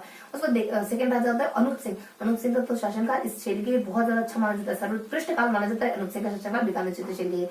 क्यों माना जाता है, क्योंकि कुछ चित्रकार रहे होंगे, तो अपने हसन आ जाता है, अली रजा आ जाता है, कुछ रामनाथ कुछ चित्रकार होते हैं, इनके चलते माना गया होगा। देन बता दिया जाता है कि अपने विशुद्ध रूप देखने को मिलता है, इस वजह से भी माना जाता होगा। देन बता देते अपन कि कुछ उसका परिवार होता है जो कुछ अपना टॉपिक बदल लेता है, और कुछ अपने हिंदी हो गया, राजस्थानी हो गया, और फिर अपने संस्कृत हो गया। तो इनके ऊपर इनमें जो काव्य वगैरह लिखे है ना, उन पर बेस्ट चित्र बनाने लग जाता है। तो बेसिक इन्फॉर्मेशन थी अनूप सिंह के बारे में और राय सिंह के बारे में। अब इसके कुछ कैरेक्टरिस्टिक को देख लेते हैं, वही महिलाएं कैसी थी और पुरुष कैसे थे, वही अपने प्रकृति कैसी थी, वही कलर कौन से थे, और कुछ बच्ची कुछ ही अदर जानकारी अगर इसमें एडिशन आती है तो अपने महिला पुरुष कैसे, महिला बस कोमल तनवंगी महिला ललनाओं के रूप में, पुरुष कैसे थे, पुरुष के बारे में इसमें इन्फॉर्मेशन होती है हल्की सी कि पुरुष है ना खाली पगड़ी बताते हैं कि अपने शाहजहां है, औरंगजेब है, उसके बाद अपने कुछ मारवाड़ी, इस कैटेगरी जो पगड़ी चलती है ना उनमें से ये जो अपनी 13 पगड़ियां चलती है ना वो पगड़ियां धारण करते हुए दिखाया जाता है, पुरुषों को करते हुए दिखाया जाता है। उसके बाद सेकेंडली बताया जाता है अपने कुछ प्रकृति के बारे में, प्रकृति कैसी होती है, तो कुछ 3-4 पशु पक्षियों का जिक्र होता है यहाँ पे, अपने सारस हो गया, हिरण हो गया, ऊंट हो गया, इस तरीके से प्रकृति के बारे में अपन बताते हैं। देन कलर कौन से होते हैं, लाल पीले नीले हरे, पीले को रिप्लेस कर दो गुलाबी जामुनी और स्लेटी से, तो ये इन्फॉर्मेशन होती है कलर के बारे में। उसके बाद कुछ चित्रकार वगैरह अपन सेपरेटली देखना चाहे तो देख लेते हैं कि अपने राय सिंह के समय में कौन आए थे, रूप सिंह के समय में कौन आए थे। राय सिंह के समय अपने अरे तो अ से अपने कुछ अली रजा, अ से अपने रूपनंद, अरे ऐसे कैसे उठा के लेके आएगा तुम उनको, है ना, आपको पसंद आया तो मतलब जो चीज पसंद आएगी जिस पर हाथ धर दिया वो आपकी हो जाएगी क्या, नहीं ऐसा नहीं होता, सिर्फ फिल्मों में होता होगा ऐसा तो फिर मतलब डायलॉग ये फिल्मों में ठीक लगता है लेकिन रियल जिंदगी में ऐसा नहीं करना भी नहीं चाहिए, होता भी नहीं। और नेक्स्ट बता अपने, क्योंकि अपनी इच्छाओं को कंट्रोल करना अपने हाथ में होता है, अपने पास में होता है ना, तो जो चीज पसंद आ जाए उसको आप हड़प लो, ये बात नहीं होती। लेकिन इसको अपन पॉजिटिव में देखें, पॉजिटिव वे में देखें तो हमें जो चाहिए वो हमें पाने के लिए कोशिश जरूर करनी चाहिए, ठीक है। तो यहाँ पता चलता मतलब कि आपकी जितनी चादर है उससे ज्यादा पाँव पसारो, चादर को थोड़ा सा बड़ा करो, है ना। तो ये वाला थोड़ा सा अपन इस कोटेशन को थोड़ी सी चेंज करते हैं, ऐसा नहीं कि जितनी चादर उतनी ही पाँव रखे, क्यों ना ऐसा करे कि चादर को थोड़ा सा खींच के बड़ा करे, है ना, अपने सामने से बड़ा करे उसको। तो अपने कहाँ थे अपन, तो अपन देख रहे थे इसकी चित्रकारों के बारे में जानकारी लेते हैं, चित्रकारों के बारे में जानकारी लेते हैं। सेकंड अपन देखते हैं इसके अपने अनुप सिंह के समय के चित्रकार, तो हमने हसन आ जाते हैं, अली रजत, रामनाथ आ जाते हैं, अनुप सिंह के समय के चित्रकार थे। तो हमने चित्रकारों को सेपरेट देखना था वो भी देख लिया, इसकी कैरेक्टरिस्टिक देख ली, इसके बाद इसके महाराजा को देख लिया। अब क्या देखने वाले अपन, देखो अब देखने वाले अपन बीकानेर के बारे में कहा था ना कौन कौन सी चीजों को क्लियर करेंगे अपन। सबसे पहले जोधपुर देखा, बीकानेर देखा, अब देखने वाले अपन थोड़ी सी जानकारी देखेंगे किशनगढ़ के बारे में। तो अपन देख लेते हैं किशनगढ़ के बारे में, किशनगढ़ चित्रशैली के बारे में।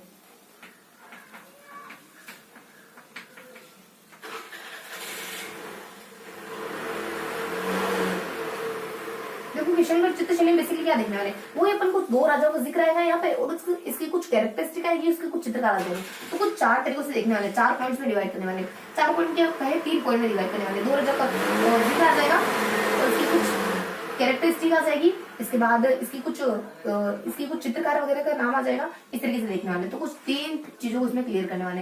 सबसे पहले महाराजाओं के बारे में, इससे जुड़े कौन कौन से राजाओं का जिक्र होगा यहाँ पर। उसके बाद इसकी कुछ विशेषताओं के बारे में, वही विशेषता है जो अपन हमेशा से तीनों में कवर कर रहे हैं, प्रकृति है, महिला पुरुष है, प्रकृति और कलर है। इसके बाद इसके कुछ चित्रकारों का नाम आएगा। चित्रकार देखो इसके महाराजा कौन कौन से हैं, 2 ही इसके, एक तो अपने किशन सिंह है जिसने किशनगढ़ की नींव रखी थी, किशन सिंह। और सेकंड पढ़ लेंगे अपन नागदास से सावंत सिंह के बारे में। सावंत, कुछ बच्चे इसका कोई महत्व समझते नहीं, चाहे यहाँ लगा दे यहाँ लगा दे चल जाएगा, नहीं यहाँ आएगी ना सावंत, तो अपने सावंत, और यहाँ जब तो से पहले उच्चारण हो रहा है तो के ऊपर लिखिए सावंत, सावंत, है ना, दोनों के बीच में एग्जैक्ट तक के ऊपर नहीं, दोनों के बीच में सावंत सिंह, इसके बारे में इन्फॉर्मेशन होगी। उसके बाद अपने देख लेते अपन किशन सिंह के बारे में क्या इन्फॉर्मेशन होती है। तो किशन सिंह के बारे में तो हल्की सी बात बताई जाती है कि किशन सिंह ने लगभग 1609 के आसपास किशनगढ़ की नींव रखी थी। ये परिवार वल्लभ समुदाय से बहुत ज्यादा प्रभावित था, इस वजह से चित्रकला पर भी वल्लभ समुदाय का प्रभाव देखने को मिलता है। तो यही हल्की सी इन्फॉर्मेशन अपने 1609 में किशनगढ़ की नींव रखते हैं, किशनगढ़ की नींव रखते हैं और इन पर वल्लभ संप्रदाय का बहुत ज्यादा प्रभाव था। राज परिवार पर वल्लभ संप्रदाय का बहुत ज्यादा प्रभाव था, तो इसका प्रभाव हमें चित्रशैली पर भी दिखाई देता है। उसके बाद अपने सावंत सिंह के बारे में क्या इन्फॉर्मेशन होती है, सावंत सिंह के बारे में इन्फॉर्मेशन गिवन होती है कि इनको अपन नागरीदास के नाम से जानते हैं, सावंत सिंह उर्फ नागरीदास। और देन इसके शासनकाल के, इनका शासनकाल ना स्वर्ण काल माना जाता है इस चित्रशैली के लिए, स्वर्ण काल। और बताओ तो सही इनका शासनकाल है क्या जो स्वर्ण काल माना जाता है। ये कुछ अपने 1648 से लगा करके अपने 1664 तक, 1648 से 1664 तक, इधर दो है इधर 4 है, मतलब कि 2 कम है ना।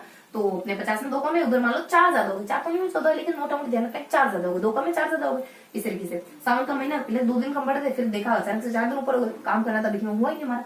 तो यहाँ बता दीजिए अपने सावंत सिंह के समय में देखो सन को कुछ ना कुछ को रिलेट करके याद रखना होता है, वरना लंबे समय तक चीजें याद नहीं रहती। ये फिगर आपको अभी याद है लेकिन बहुत ज्यादा समय बीत जाएगा ना तब याद नहीं रहने वाला, तब आपको ये बात याद रहने वाली जो मैंने अभी कही है ना। तो ये अपने सावंत सिंह के समय काल आ जाता है।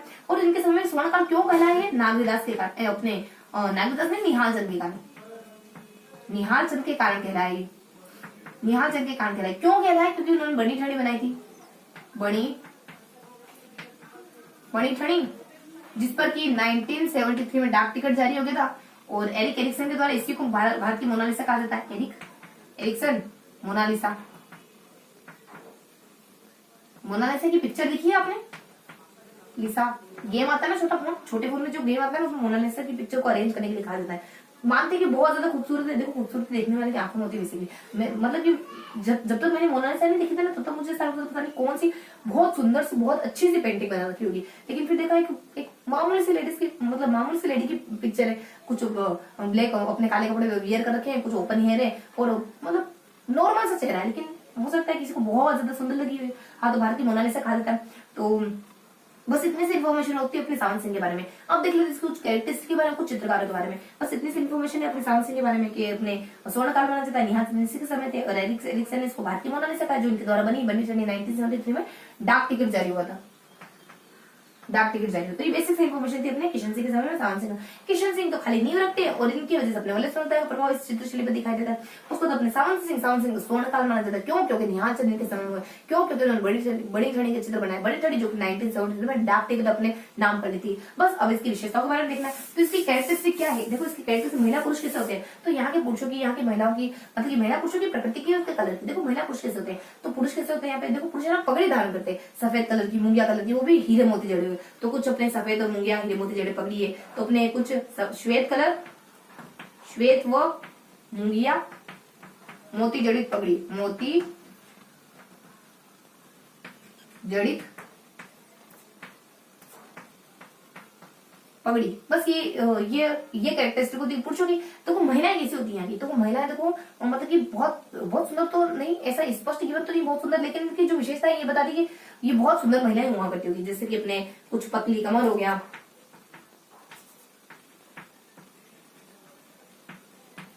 देन कुछ इनकी एकदम सुराहीदार गर्दन हो गई।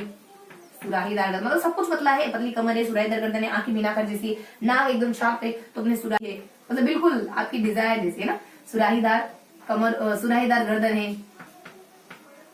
उसके बाद कुछ मीनाकरी आंखें हैं, पतली पतली मीनाकरी आंखें। उसके बाद अपने नाक के लिए पर एकदम कुछ पतली नाक है। पतली नाक को देखो ऊपर क्या कहेंगे, नाक ऐसे एकदम देखो नाक के लिए पर देखो, चलो पतली नाक है समझो। उसके बाद अपने एकदम शार्प नोज है मतलब। उसके बाद नेक्स्ट बताते हैं इसमें कुछ उनकी देखो गोर वर्ण है, गोर वर्ण है। और बताते थे अपन इसकी विशेषता के बारे में कि लंबी है। तो इस तरीके मतलब सब कुछ पतला है, कमर पतली है, सुराहीदार गर्दन है, एकदम अच्छी सी गर्दन है, एकदम शार्प सी गर्दन है। उसके बाद अपने मीनाकरी आंखें आ जाती है, आंखें भी बहुत पतली है, नाक भी एकदम शार्प है, बिल्कुल शार्प नोज है, बिल्कुल शार्प नोज है अपने। और फिर इनकी गोरा वर्ण है, लंबी है, तो सब कुछ एकदम वेल अरेंज्ड है। उसके बाद एकदम सुशील सभ्य बहुत बनने लगे। हाँ सभ्य तो क्या, अब सुशील सभ्य नहीं कहेंगे, सिर्फ और सिर्फ दिखने में ठीक है ना, पता नहीं अब इनके बारे में। अपने ये महिला पुरुष के बारे में हो गया। और सेकंड इसके प्रकृति में क्या होता है, देखो यहाँ प्रकृति में नेचर में किसका वर्णन है, तो अपने किशनगढ़ चित्रशैली में नेचर में किसका वर्णन होता है। नेचर में तो कुछ, नेचर में क्या बताते हैं यहाँ पर, देखो ज्यादा तो कुछ नेचर में गिवन नहीं होता है यहाँ पे। नेचर में कुछ ज्यादा गिवन नहीं है, कुछ विशेष गिवन नहीं। बाकी ये तो कुछ हल्की फुल्की जानकारी तो अपनी होती ही होगी, लेकिन कुछ विशेष गिवन नहीं। उसके बाद यहाँ अपने नेचर के बाद कुछ अपने कलर है, तो कलर गिवन है यहाँ पे। देखो कलर में क्या होता है, अपने झंडे के रंग होते हैं। यहाँ अपने कुछ होता है श्वेत कलर है, तो मतलब हमारा झंडा तिरंगा, तो श्वेत कलर रहता है। उसके बाद अपने सिंदूरी अपने वही लगभग सिंदूरी अपने केसरी कलर होता है लगभग। सिंदूरी हरे कलर की जगह चेंज कर दिया, गुलाबी कलर कर दिया और स्लेट कर दिया। गुलाबी कलर की स्लेट, बच्चे की स्लेटी कर दिया, स्लेटी कर दिया। बस ये इसके कुछ कलर होते हैं। बस इतने से इन्फॉर्मेशन होती है इनके बारे में। अब देख रहे थे इसके चित्रकार कौन कौन से होते हैं। तो ये हमने इनकी महिला पुरुष की विशेषता के बारे में देख लिया। प्रकृति के बारे में कोई विशेष जानकारी होती नहीं है। उसके बाद उन्होंने कलर के बारे में, उसके बाद उन्होंने कलर के बारे में कॉल कर लिया। अब देख रहे थे इसके समय के चित्रकार कौन कौन से, यहाँ के चित्रकार कौन कौन से किशनगढ़ चित्रशैली के। तो देखो किशनगढ़ चित्रशैली के चित्रकार कौन कौन से, किशनगढ़ चित्रशैली के चित्रकारों के नाम है कुछ की रब है ना, समान रूप से रब न, ईश्वर सभी के लिए समान है। ईश्वर किसी को कम या ज्यादा देता है तो उसके पीछे उसी के यानी लॉ ऑफ कर्माज होता है ना। तो ईश्वर सभी के लिए समान अरेंजमेंट करता है। चींटी के अगर हाथी को खाने के लिए मुहैया कर रहा है तो चींटी को खाने के लिए भी मुहैया करवाता है ईश्वर। तो देखो रब आ जाता है, तो रस क्या जाता है, कुछ अपने रब समान आ जाता है ना, तो रस अपने कुछ राम, देखो सभी मतलब कि अपने आर्थ थी, राम राम राम बहुत है यहाँ पे। अपने देखो सीताराम है, उसके बाद अपने सवाई राम है, सवाई राम है, उसके बाद अपने नानक राम है, नानक राम है, उसके बाद अपने राम सिंह है, अब ठीक राम आया, राम सिंह है। उसके बाद इसके बाद अपने स से कुछ सूर है, मतलब देवता सूर है, सूर से अपने कुछ सूरध्वज, सूरध्वज है। उसके बाद अपने अगला बता दीजिए म से अपने कुछ मोर, मोर ध्वज है, मोर ध्वज है। सूरध्वज देखो सूर, सूरध्वज, सूरध्वज देखो, हाँ सूर है पक्का सूर। उसके बाद अपने मोर ध्वज आ जाता है। उसके बाद एन से देखो मोर ध्वज आ गया, उसके बाद मूल, मूल राज, उसके बाद एम से अपने M2 है, मूल राज, मूल राज। और सबसे हम अपने लास्ट में नागरीदास, निहाल चंद,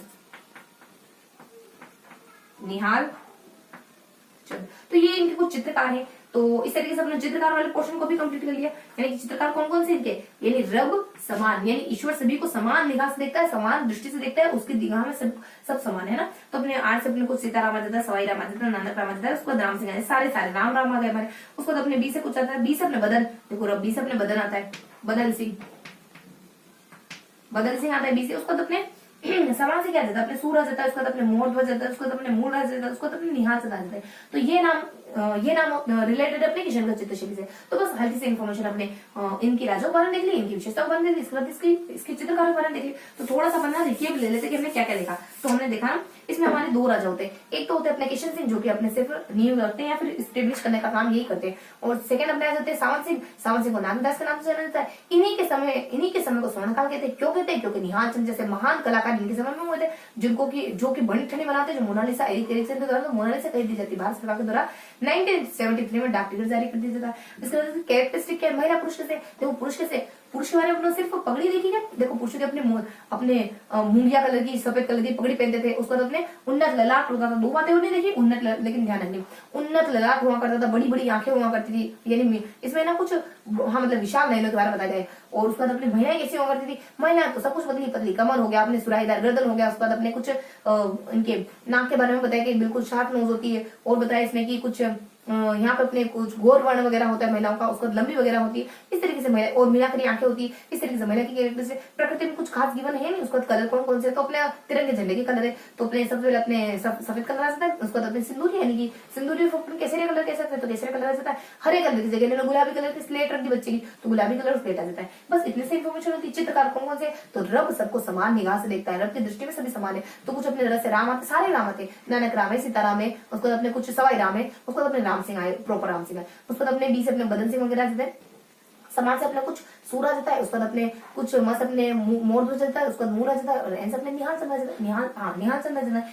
इस तरीके से कुछ चित्रकार होते हैं, इस तरीके से कुछ महाराज होते हैं, इस तरीके से कुछ विशेषता होती है। तो ये हमने थर्ड पोर्शन भी पढ़ लिया, मतलब थर्ड चित्रशैली भी देख ली, यानी जोधपुर को अच्छे से कवर कर लिया, दिन अपने बीकानेर को अच्छे से कवर कर लिया, दिन अपने किशनगढ़ को अच्छे से कवर कर लिया। अब क्या था अपनी अजमेर चित्रशैली। अजमेर चित्रशैली के बारे में बहुत हल्की से इन्फॉर्मेशन देनी है अपने को।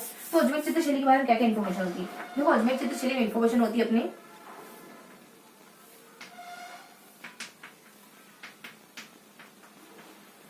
अजमेर चित्रशैली को चित्रशैली के रूप में विकसित करने में कुछ कुछ व्यक्तियों का बहुत ज्यादा योगदान है। बस उन व्यक्तियों के बारे में देखेंगे और कुछ नहीं देखना। तो सिर्फ एक बात गिवन है यहाँ पर, सिर्फ एक बात, क्या देखो किस किस का योगदान है बहुत ज्यादा। तो यहाँ आ जाता अपने कुछ जी सब में ईश्वर पाया जाता है, स ब जी स ब में, जी हाँ सब में ईश्वर पाया जाता है, जी हाँ सब में ईश्वर पाया जाता है। बस देरी है तो अपने भीतर अच्छे से शुद्ध मन से प्योर हार्ट से अपने भीतर झांकने की। तो जी सब में ईश्वर पाया जाता है। तो ये होता है अपने, देखो जी से अपने कौन आता है, जूनिया, ये तो स्थानों के नाम है, देखेंगे अपन। जूनिया का था अपने जूनिया का चांद, व्यक्ति कौन है, जूनिया का चांद। उसका तो अपने सावर का कौन है, सावर का तैयब है, इनका योगदान है महत्वपूर्ण, तैयब है। उसके बाद बी से अपने भिड़ाए, और भिड़ाई का कौन है, भिड़ाई का व्यक्ति नहीं बल्कि भिड़ाई के स्थान पर अपन देखेंगे, भिड़ाई की जगह पर देखेंगे नाक।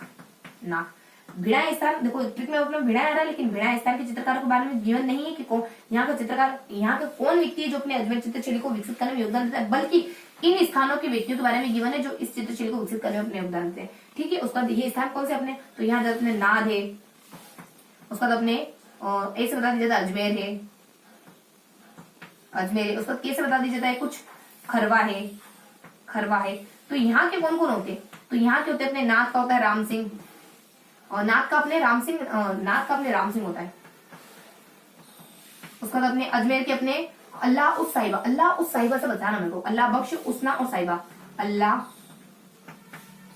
बख्श, अल्लाह बख्श उस साहिबा से मेरे को, अल्लाह बख्श उसना, उसना और साहिबा, ये महिला चित्रकार है अजमेर की, ये बहुत महत्वपूर्ण योगदान देती है साहिबा। साहिबा फाहिबा नामक स्थान कहाँ पड़ता है, जहां पर 1541 में अपने जेतर सिंह हारे जाते हैं, शूरसेन अपने शेरशाह सूरी से हारे जाते हैं, हालांकि मदद के लिए भेजते हैं वो मालवीय के पास किसको, लेकिन इस समय में मदद नहीं पहुंच पाती। ये स्थान अपने जोधपुर में मौजूद है। उसको देखो खरवा के कौन होते हैं, खरवा के होते हैं अपने कुछ नाथ के बारे में देख लिया अपने राम सिंह होते हैं, और अपने अजमेर से देख लिया अपने, और फिर अपने खरवा का देखना है तो जालजी और नारायण, जालजी और नारायण, ये दो शख्स होते हैं अपने यहाँ से बिलोंग करने वाले। अब देख लेते हैं आगे, बी से अपने देख लिया तो भिड़ा है, उसका ध्यान जाता अपने मसौदा, अपने अपने रिया, देखो यहाँ होता है दुनिया है, उसका तो अपने सावर है, उसका तो अपने भिड़ा है, एम से अपने हो जाता है मसौदा,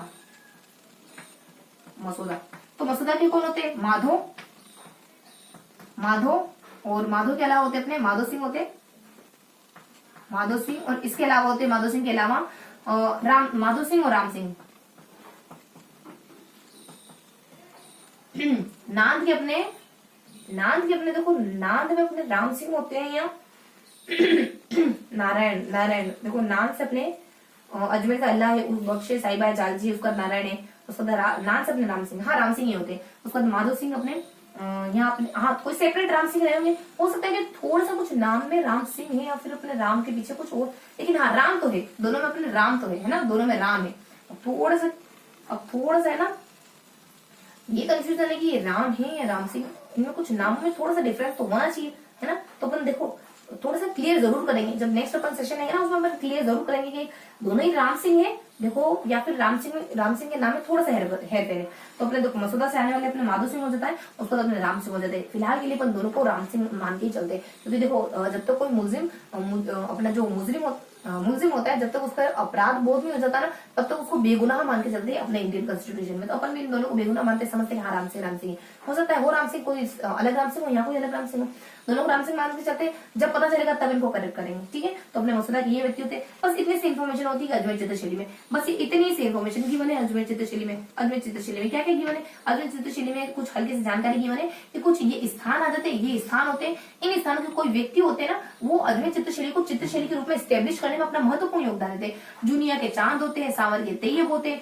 बी से भिड़ाई, लेकिन भिड़ाई का बताना था, लेकिन भिड़ाई का अचानक से इन्होंने बताया नहीं, कुछ 3 स्थान दूसरे वर्णित कर दिए, उनके चित्रकार बता दिए। तो ये अपने 3 स्थान कुछ नाक है और इनसे आने वाले कोई अपने चित्रकार है। तो अपने नाम से आने वाले राम सिंह, अजमेर से आने अल्लाह बख्श उस साहिबा से, अल्लाह बख्शे मुझे उस साहिबा से, उसके बाद खरवा से आने वाले जाल जी और नारायण होते। उसके बाद अपने फिर आ जाते अपने आगे अपन कंटिन्यू यहाँ बिना की जगह अपने देख लिया, बिना की जगह कुछ एडिशनल जानकारी थी वो देख ली। अब अपन वापस से कंटिन्यू करें तो मसौदा के अपने कुछ माधो सिंह आ जाते हैं, मसौदा के अपने कुछ माधो सिंह आ जाते हैं, उसको राम सिंह आ जाते हैं। इस तरीके से अपने इन्फॉर्मेशन होती है अपने अजमेर चित्रशैली में। अब देखने वाला अजमेर चित्रशैली के बाद अपन कुछ नागौर चित्रशैली के बारे में हल्की सी जानकारी और जैसलमेर चित्रशैली के बारे में हल्की सी जानकारी देखने वाले। तो इसको तो अपन दोनों, इन दोनों को तो अपन साथ ही कवर कर लेंगे, किसको, नागौर को और अजमेर को।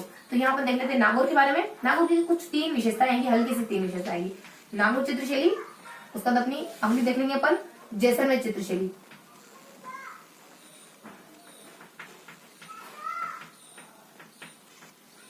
देखो नागौर चित्रशैली की कुछ 3 कैरेक्टरिस्टिक होती है। नागौर चित्रशैली में वृद्धावस्था का वर्णन किया गया है,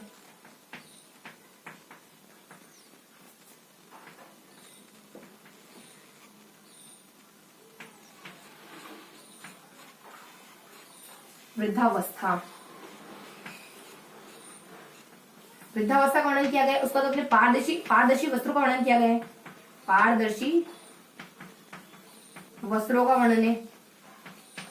उसके बाद नेक्स्ट इन्फॉर्मेशन है कि इसके जो किवाड़ है, भित्ति चित्र वगैरह है, भित्ति चित्र है या फिर किवाड़ है, भित्ति चित्र में जो भी किवाड़ वगैरह है उन पर मारवाड़ चित्रशैली का बहुत ज्यादा प्रभाव है, उन पर मारवाड़ चित्रशैली का प्रभाव है, चित्रशैली का प्रभाव है।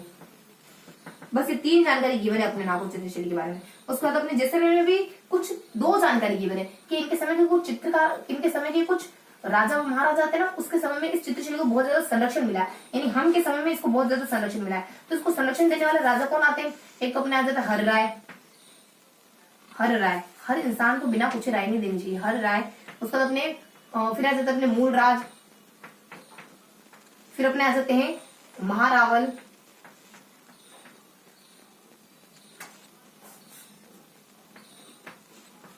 महारावल,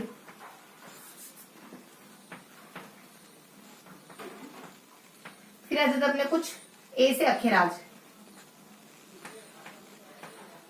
अखेराज। तो कुछ हल्के से नाम होते हैं जिसको अपन थोड़ा सा ट्रिक में देखें तो हम आएगा, हम हर आ जाएगा, उसका ए से अपने कुछ अखेराज आ जाएगा, मस अपने मूल राज आ जाएगा और महारावल आ जाएगा। और बस हल्की सी इन्फॉर्मेशन होती है इनके बारे में कि ये अपने राजा थे और इन्होंने इन राजाओं ने जैसलमेर चित्रशैली को संरक्षण प्रदान करा, जैसलमेर चित्रशैली को अच्छे से संभाल के रखा, एकदम प्रोटेक्ट करा। उसके बाद नेक्स्ट बता दीजिए इसके कुछ चित्र, मूमल इस चित्रशैली का महत्वपूर्ण चित्र है, मूमल। उसके बाद इसके ना कुछ हल्की जानकारी गिवन होती है कि ये बिल्कुल स्थानीय चित्रशैली है, स्थानीय, इस पर किसी का प्रभाव नहीं पड़ा, ना तो मुगलों का पड़ा ना जोधपुर चित्रशैली का पड़ा। तो ना तो मुगल प्रभाव देखा जाता है इस पर और ना ही जोधपुर का प्रभाव देखा जाता है, जोधपुर चित्रशैली का, जोधपुर चित्रशैली का, और ना ही जोधपुर चित्रशैली का। तो ये बेसिक्स इन्फॉर्मेशन थी अपने नागौर के बारे में। नागौर के बारे में था वृद्धावस्था का वर्णन है, ट्रांसपेरेंट कपड़ों का वर्णन है, उसके बाद यहाँ के जो किवाड़ है, भित्ति चित्र है, उस पर मारवाड़ चित्रशैली का प्रभाव है। उसको जैसलमेर के बारे में क्या है, तो यहाँ के कुछ राजा थे जिन्होंने जैसलमेर चित्रशैली को संरक्षण प्रदान करा, आखिर राजा थे, उसके बाद मूल राजा थे, उसके बाद हर्रा राजा थे, और अपने महाराव, देखो महाराव, अरे महाराव तो पदवी में भी क्या महाराव लिखी, ठीक है, अपने मूल राज है, उसका हर्रा है और अखेराज है, बस अपने हम वाले राजा होते हैं, अपने हस अपने हर रहा है, उसका आखिर और मस अपने कुछ मूल राज। ये इनको ना बहुत ये जो राजा है ना, ये संरक्षण प्रदान करने का काम करते हैं। सेकेंडली बता दीजिए जाता है कि इसके समय का एक चित्र यहाँ पे कुछ मूमल चित्र है जो इस चित्रशैली का बहुत प्रसिद्ध चित्र माना जाता है। और फिर हल्की सी इन्फॉर्मेशन होती है इसके बारे में कि मूमल के बाद कुछ ना तो ये मुगलों से प्रभावित हुए, ना तो अपने जोधपुर से प्रभावित, बिल्कुल स्थानीय मानी जाती है, बिल्कुल लोकल मानी जाती है, किसी का प्रभाव नहीं पड़ा इसके ऊपर। तो ये हल्की सी इन्फॉर्मेशन होती है अपने जोधपुर चित्रशैली में। तो थोड़ा सा नागौर के बारे में देखा, थोड़ा सा अपने जोधपुर में जैसलमेर के बारे में इन्फॉर्मेशन। अब देखेंगे अपन ये अपना क्या कवर हो चुका है, ये कवर हो चुका है अपने मारवाड़ चित्रशैली। ये क्या कवर हो चुकी है अपनी, ये कवर हो चुकी है अपनी मारवाड़ चित्रशैली, ये अपनी पूरी कवर हो चुकी है मारवाड़ चित्रशैली। और क्या इन्फॉर्मेशन आती है, तो और इन्फॉर्मेशन आएगी अपने ढूंढाड़ चित्रशैली के बारे में। जो भी इन्फॉर्मेशन है ढूंढाड़ चित्रशैली के बारे में, तो अब अपन देखने वाले हैं ढूंढाड़ नहीं हाड़ौती, ढूंढाड़ नहीं हाड़ौती, तो अपन देखने वाले हैं हाड़ौती, हाड़ौती चित्रशैली को देखने वाले हैं अपन। देखो हाड़ौती चित्रशैली से दो चित्रशैली को पढ़ेंगे, एक तो कोटा को पढ़ेंगे अपन, दूसरा अपन बूंदी को पढ़ेंगे। थोड़ा सा अपन कोटा पहले देखेंगे, कोटा इनको अपन साथ में देख लेते, थोड़ी सी इन्फॉर्मेशन है तो उसके बाद अपने बूंदी। देखो कोटा बूंदी को अपने को क्लियर करना है, तो चलो अपन सेपरेटली देख लेते हैं ताकि थोड़ा सा स्पष्ट दिखाई दे। तो अब अपन कोटा को देखने वाले हैं, दिन अपन बूंदी को देखने वाले हैं, ठीक है। तो अपन पढ़ते हैं कोटा चित्रशैली के बारे में। तो हाड़ौती में अपन सबसे पहले देख लेते हैं कोटा चित्रशैली के बारे में।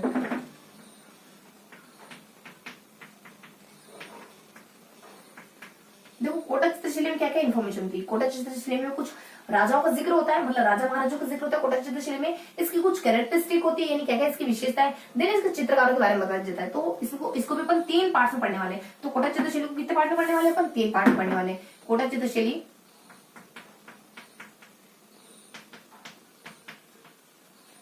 सबसे पहले अपन देखने वाले हैं राजाओं के बारे में, उसका विशेषता के बारे में, उसका चित्रकारों के बारे में। तो कुछ महाराजाओं का जिक्र करेंगे, उसके बाद इसकी विशेषताओं के बारे में देखेंगे, देन अपन लास्ट में कवर कर लेंगे इसके कुछ चित्रकारों के बारे में। देखो महाराजाओं में कौन कौन से राजा आते हैं इसमें, सिर्फ और सिर्फ इसमें ना कुछ 4 राजाओं का जिक्र होता है। तो सबसे पहले आ जाते हैं कुछ अपने छत्रसाल, जिसको शत्रुसाल भी कहते हैं, छत्रसाल। उसका आ जाते अपने कुछ 2 राजा होते हैं, अनिरुद्ध और भाव, बेसिकली ना पिताजी और बेटे जी होते हैं, अनिरुद्ध और किसके बेटे का नाम था, अनिरुद्ध और भाव सिंह कृष्ण के, है ना। उसके बाद नेक्स्ट बता दिया जाता है यहाँ पे उम्मेद के बारे में, उम्मेद सिंह के बारे में। 3 राजाओं का जिक्र होता है। देखो छत्रसाल के समय क्या हुआ था, अनिरुद्ध भाव के समय क्या होता है, उम्मेद सिंह के समय क्या होता है। तो छत्रसाल जो है, ये छत्रसाल ऐसे राजा थे कि कोटा चित्रशैली के विकास में इनका महत्वपूर्ण योगदान था। कोटा चित्रशैली का बहुत ज्यादा विकास हो रहा था छत्रसाल के समय, लेकिन उत्कृष्ट काल में था, बस कोटा चित्रशैली का बहुत ज्यादा विकास हो रहा था। और नवीन मोड़ तो इनके समय में आता है। उम्मेद सिंह के समय में एक नवीन मोड़ यह है कि इसमें ना पशु पक्षियों का चित्रण होने लग गया, प्रकृति की सरल भाव का चित्रण होने लग गया। तो अपने 70 साल के बारे में या 70 साल के बारे में इन्फॉर्मेशन क्या होती है, इनके बारे में इन्फॉर्मेशन होती है कि इनके समय में कोटा चित्रशैली का बहुत ज्यादा विकास हुआ, बहुत ज्यादा विकास होता है इनके समय में। इनके समय में रंगमहल बना, जो भित्ति चित्र है, रंगमहल बना जो विश्व विख्यात भित्ति चित्र के लिए, रंगमहल विश्व प्रसिद्ध भित्ति चित्र के लिए, विश्व प्रसिद्ध भित्ति चित्रों हेतु, हेतु नहीं, भित्ति चित्रों के लिए, भित्ति चित्रों के कारण। बस हल्की सी इन्फॉर्मेशन इनके बारे में, बस इतनी सी जानकारी होती है इनके बारे में। अगला बता दीजिएगा अपने अनिरुद्ध और भाव के बारे में। अनिरुद्ध व भाव इनके बारे में क्या होती है, तो देखो ये मुगल अभियानों के दौरान ये दक्षिण में जाते हैं और इन्हीं के कारण दक्षिण शैली का प्रभाव पड़ता है अपने कोटा चित्रशैली पर, और सॉरी बूंदी चित्रशैली पर। बूंदी चित्रशैली देख रहे हैं अपन, कोटा कैसे लिख दिया, बूंदी देख रहे हैं अपन। बूंदी चित्रशैली के बारे में देख रहे हैं ना, मात्रा अगर गलत होती है तो शब्द पूरा ही अजीब लगने लगता है ना। तो अनिरुद्ध और भाव के बारे में, तो मुगलों के अभियानों के दौरान, मुगल अभियानों के दौरान दक्षिण में गए थे। मुगल अभियानों के दौरान दक्षिण में जाते हैं और दक्षिण चित्रशैली का, और दक्षिण का प्रभाव इसके ऊपर पड़ जाता है। दक्षिण चित्रशैलियों का प्रभाव देखा जाता है इनके ऊपर, दक्षिण चित्रशैलियों का। और नेक्स्ट बता दीजिए अपने उम्मेद के बारे में। देखो उम्मेद के बारे में क्या हुआ, एक नवीन मोड़ आया, नवीन मोड़ आता है क्या, इसमें नवीन मोड़ यह आया कि इसमें पशु पक्षियों का चित्रण इन्हीं के समय हुआ था। नवीन मोड़ आता है, सेपरेट बताया कि पशु पक्षियों का चित्रण होता है, पशु पक्षी हो गए, उसके बाद तो कोई और भी होता है, देखो पशु पक्षी हैं, उसके बाद अपने प्रकृति का सरल भाव में वर्णन है, इस तरीके से भी पूछा जा सकता है। प्रकृति का सरलता से वर्णन, प्रकृति का सरल भाव से वर्णन, सरलता से वर्णन है, ये सब इन्हीं के समय हुआ था। उसके बाद बस सेकेंड जानकारी होती है अपने उम्मेद सिंह के समय, बस इतनी जानकारी और होती है कि महाराजा उम्मेद सिंह चित्र देखते हुए, एक महाराजा उम्मेद सिंह शिकार करते हुए, तो इनके समय में कुछ अपने डालूचंद, देखो डालचंद तो अपने वहां आया, डालचंद अपने महाराजा अभय सिंह चित्र देते, और यहाँ आता है डालू नाम के कोई व्यक्ति होते, डालूचंद नाम के कोई चित्रकार होते, डालूचंद। वो कहते हैं कि महाराजा अभय सिंह शिकार करते हुए, तो महाराजा उनका समय काल क्या होता है, कुछ 1750 के आसपास उनका इस चित्र का समय काल होता है जो इनके द्वारा बनाया जाता है। तो महाराजा उम्मेद सिंह शिकार करते हुए, उम्मेद सिंह शिकार करते हुए, देखो वो वाला चित्र बना था महाराजा अभय सिंह नृत्य देखते हुए 1725 के आसपास, 25 मिनट देखा होगा, शिकार करते हुए 1750 एक घंटे से शिकार कर रहे हैं मान लो 1750 के आसपास, नहीं बेसिक इन्फॉर्मेशन होती इनके बारे में। तो कौन कौन से राज्य के बारे में देखा, छत्रसाल के बारे में देखा, अनिरुद्ध भाव के बारे में देखा, उम्मेद के बारे में देखा। छत्रसाल के बारे में क्या इन्फॉर्मेशन थी, इनके समय में इस बूंदी चित्रशैली का बहुत ज्यादा विकास हुआ। रंगमहल भित्ति चित्र जो कि विश्व प्रसिद्ध माना जाता है, इन्हीं के समय बना था, इन्हीं के समय बना था। अनिरुद्ध भाव दक्षिण में जाता है मुगल अभियान के द्वारा, तो दक्षिणी चित्रशैली का प्रभाव इसके ऊपर देखा जाता है, बूंदी के ऊपर। उसको उम्मेद के बारे में क्या होता है, देखो उम्मेद के समय में एक नवीन मोड़ आता है, पशु पक्षियों का चित्रण इन्हीं के समय से शुरू हो गया था। उसके बाद अपने प्रकृति का सरल भाव में चित्रण किया जाता है। उसको डालूचंद एक चित्रकार होते हैं इनके समय के, जो इनसे जुड़ा हुआ चित्र बनाते हैं। इनसे जुड़ा हुआ चित्र क्या है कि महाराजा उम्मेद सिंह शिकार करते थे, ये कब बना, लगभग 1750 के आसपास बना। तो बेसिक इनकी राजा के बारे में डिटेल होती है। अब देख लेते हैं इसकी विशेषता क्या, अब देख लेते हैं इसका चित्रकार क्या है, तो इसकी कैरेक्टरिस्टिक क्या मानी जाती है और इसकी विशेषता क्या मानी जाती है, इसके चित्रकार कौन कौन से माने जाते हैं उसके बारे में जानकारी लेते हैं। तो कैरेक्टरिस्टिक में क्या देखने वाले, वो महिला है, पुरुष है, प्रकृति है, और उसके बाद अपन कुछ कलर के बारे में देखेंगे। देखो यहाँ पे महिला पुरुषों क्या होता है, देखो महिला पुरुषों का क्या कैरेक्टरिस्टिक होती है, पुरुषों की कैरेक्टरिस्टिक तो कुछ बताई नहीं है, महिला की क्या कैरेक्टरिस्टिक होती है। देखो महिला की कैरेक्टरिस्टिक होती है एक तो गोल मुंह, गोल मुखाकृति, यानी इनकी गोल मुखाकृति बताएगी। उसके बाद अपने अधर लाल बताएंगे, मतलब कि गोल सा चेहरा है, लाल होठ है। उसके बाद फिर बता देते हैं कि यहाँ पे कपोल खिले हुए, मतलब गाल भी बहुत ज्यादा खिले हुए, मतलब हंसमुख कोई लड़की होगी तो कपोल खिले हुए, गोल चेहरा है, फिर कपोल खिले हुए, ऊपर से और लिपस्टिक लगाई होगी शायद लाल अधर, तो कपोल खिले हुए। उसके बाद अपने नेक्स्ट बता दीजिए कुछ अपने बस कपोल खिले हुए और लंबी और पतली, तो अपने लंबी और पतली इस रूप में महिलाओं को वर्णित किया गया है। तो बहुत सुंदर सी होगी ऐसी तो महिला। उसके बाद नेक्स्ट बता दें इसका प्रकृति में क्या था, वही पशु पक्षी चित्रण बन जाते, पशु पक्षी घनघोर बादल है, उसका तो ऐसे ही मतलब पेड़ है और पशु पक्षी है, घनघोर बादल है, जंगल है, उसके बाद बरसते हुए बादल, इस तरीके से बता दें। यहाँ पे पशु पक्षी है, अपने पशु पक्षी है, बस हल्की सी इन्फॉर्मेशन ये होती है। देन इसके देखो इसमें कलर कौन से, तो वहां देखो झंडे में अपने कौन सा कलर नहीं था, उसमें तिरंगे में अपने ना कौन सा कलर मिस था, हरा कलर मिस था। और यहाँ पे तिरंगे में ना हरा कलर तो है लेकिन ऑरेंज कलर मिस कर दिया, तो श्वेत तो आते ही आते हैं। उसको तो अपने श्वेत के साथ कौन सा कलर मिस कराई उन्होंने, ऑरेंज कलर मिस कराया ना, तो पहले अपने हरा लिख लेते, श्वेत है उसका हरा है, ऑरेंज की जगह इन्होंने लाल गुलाबी कर दिया, लाल क्योंकि उनको होठ रंग में होंगे, लाल गुलाबी। तो बस ये हल्की से इनकी विशेषता होती है। क्या किया महिला को कैसा गोल मुखाकृति वाले दिखाए गए, लाल होठ दिखाए गए, कपोल खिले हुए से दिखाएंगे, लंबी पतली दिखाई गई। और प्रकृति के बारे में अपने पशु पक्षियों का, उसके बाद अपने बादलों का, घनघोर बादलों का है, उसके बाद कुछ अपने जंगल का हो गया, उसके पेड़ का हो गया, वृक्षों का हो गया, इस तरीके से दिखाते हैं। उसके बाद अपने यहाँ कलर कौन कौन से है, तो अपने तिरंगे झंडे में से अपने ऑरेंज कलर मिस कर दिया, ऑरेंज की जगह लाल गुलाबी कर दिया, वैसे सिमिलर ही लेकिन लाल गुलाबी कर दिया। और इस तरीके से अपने हल्की सी इन्फॉर्मेशन होती है कैरेक्टरिस्टिक के बारे में, उसकी विशेषता के बारे में। तो ये थी अपने बूंदी चित्रशैली की विशेषता। अब देख लेते हैं बूंदी चित्रशैली के चित्रकार कौन कौन से। तो ये तो बेसिक जानकारी अपनी चित्रशैली के बारे में, आई मीन विशेषताओं के बारे में, और बेसिक जानकारी देखी राजा महाराजा के बारे में। अब देख लेते हैं इसके चित्रकार कौन कौन है। तो इसके चित्रकार माने जाते हैं अपने कुछ, इसके चित्रकार सूरजन, यानी सज्जन व्यक्ति कौन कौन है। सूरजन मतलब कि सज्जन व्यक्ति, तो सज्जन व्यक्ति कौन कौन है, तो सूरजन है, उसके बाद अपने राम किशन है, उसके बाद अपने एक राम है, उसके बाद अपने राम सिंह है और किशन सिंह है। राम सिंह है, उसके बाद किशन सिंह है। देखो राम सिंह बहुत बार आ गया, राम सिंह है, उसके बाद किशन सिंह है, लेकिन गिवन है तो दे है तो क्या करें, सूरजन आ जाता है, उसको राम सिंह आ जाता है, उसके बाद किशन सिंह आ जाता है। इसके बाद और आ जाते हैं अपने कुछ साधु आ जाता है और अहम आ जाता है, साधु और अहमद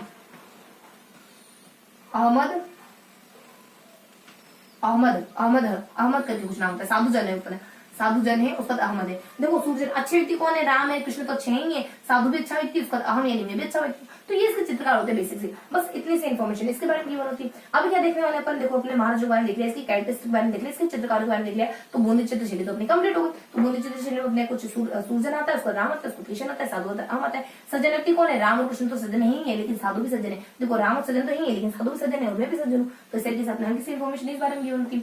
अब देखने वाले अपन बस कोटा चित्रशैली के बारे में, अब देखने वाले हैं लास्ट देखने वाले अपन कोटा चित्रशैली के बारे में, फिर अपने हाड़ौती भी कवर हो जाएगी और अपने मारवाड़ तो पहले कवर हो ही चुकी है। अब देखने वाले अपन कोटा चित्रशैली के बारे में।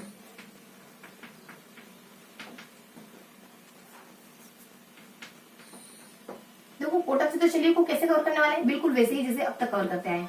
तो यहाँ पर अपने राजा महाराजा के बारे में देखेंगे, इसकी कुछ कैरेक्टरिस्टिक देखेंगे और इसके चित्रकार के नाम देखेंगे। इसके महाराजा कौन है, 3 महाराजा इसके कौन है, 3 महाराजा,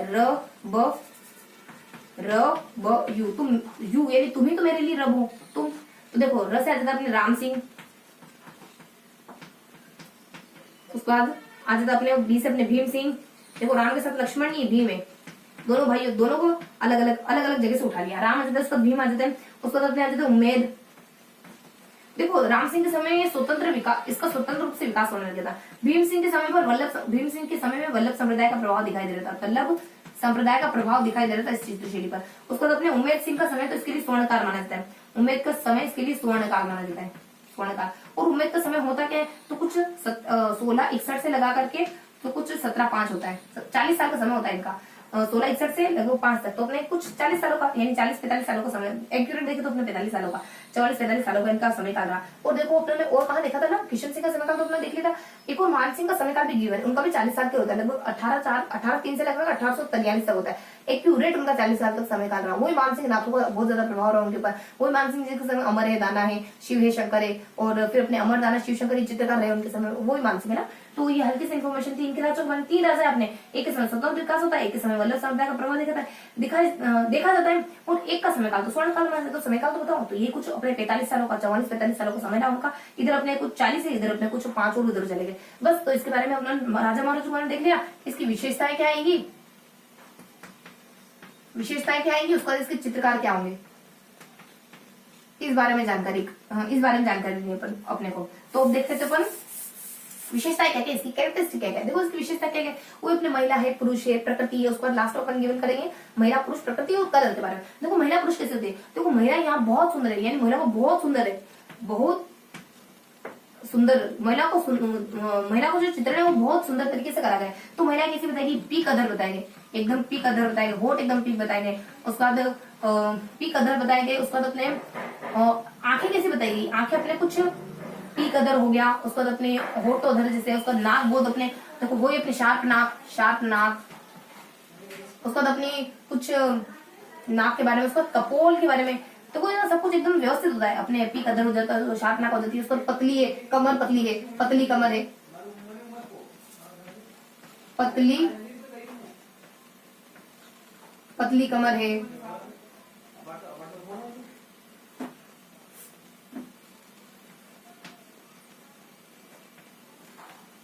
तो इस तरीके से महिला को वर्णित करते। पुरुषों को कैसे वर्णित करते, देखो पुरुषों को वर्णित करते अपन यहाँ पे कुछ यूनिक ही तरीके से वर्णित करते हैं। पुरुषों का वर्णन होता है कुछ ऐसा कि उन्होंने हाथ में तलवार ले रखी है, तलवार लिए हुए, तलवार या कटार हाथ में धारण किए हुए। उसके बाद मूछों वाले मतलब की मूछें दिखाई गई उनके उनका जब वर्णन करते हैं तो मूछों का जिक्र भी, मतलब मूछों का चित्र वगैरह भी बनाते हैं। उसके बाद तलवार है, उसके बाद मूछें वगैरह हो गई, उसके बाद अपने कुछ वृषभ जैसे कंधे हो गए, वृषभ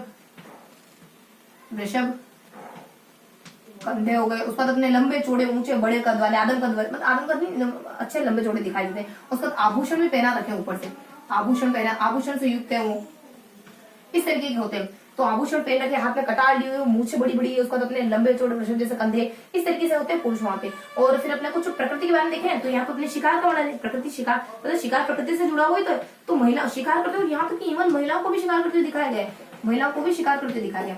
बस हल्की सी इन्फॉर्मेशन ये। और लास्ट में देख लेते हैं अपन कुछ कलर के बारे में। तो यहाँ देखो लाल पीले नीले देखो, तो लाल को मिस कर देना, तो अपने लाल को देश कर देना। लाल के बाद अपने लाल पीले नीले और हरे, इन कलर का जिक्र होता है, लाल पीले नीले हरे। बस अपने लाल को मिस कर देना। यहाँ पे अपने मेवाड़ में लाल भी दिखते हैं, यहाँ लाल नहीं दिखना है। तो ये थी अपने कोटा चित्र शैली। इसके महाराजा कौन है, इसकी विशेषता है, इसके चित्रकार को देखो। महाराजा कौन है, बहुत सुंदर वर्णन किया गया है, बहुत सुंदर वर्णन है अपने महिलाओं का। तो कैसा है, अपने पीक अधर आ जाती है, उसकी नाक शार्प आ जाती है, पतली कमर आ जाती है, और तलवार, पुरुषों को तो अलग ही तरीके से वर्णन है, तलवार लिए हुए, उसका मूछें वगैरह बड़ी बड़ी, उसका वृषभ जैसे कंधे हो गए, आभूषण युक्त बताएंगे। उसको शिकार करते हुए महिला, देखो महिला को कैसा यहाँ पे शिकार का वर्णन किया गया बेसिकली, और महिला को भी शिकार करते हुए दिखाया गया। उसका अपने लाल पीले नीले हरे कलर, तो ये अपने कलर बताएंगे। अब लास्ट देखेंगे इसके चित्रकार कौन कौन से। तो देखो इसके चित्रकार कौन कौन है। इसके चित्रकार माने जाते हैं अपने कुछ, यहाँ अपने कुछ 4-5 चित्रकारों का नाम गिवन होता है। सबसे पहले आ जाता है अपने कुछ सबसे पहले अपने कुछ छज्जू आ जाता है, नूर मोहम्मद आ जाता है, और फिर अपने राम होता है, फिर अपने रघुनाथ होता है। तो यहाँ आ जाता है अपने कुछ छज्जू, देखो इससे भी पहले कुछ, हाँ छज्जू होता है, डालू होता है बेसिकली, पहले तो डालू है। उसके बाद यहाँ अपने नूर मोहम्मद है, डालू को मोहब्बत हो गई किससे, राम से। तो देखो राम के राम आ जाएगा वापस। तो राम से अपने कौन आ जाएगा, एक तो अपने गोविंद राम आ जाएगा, गोविंद राम है। एक अपने छज्जू राम, गोविंद राम है। उसके बाद अपने छज्जू राम है, और एक और राम है अपने रघुनाथ। देखो रघु भी तो राम का ही नाम है, रघुनाथ।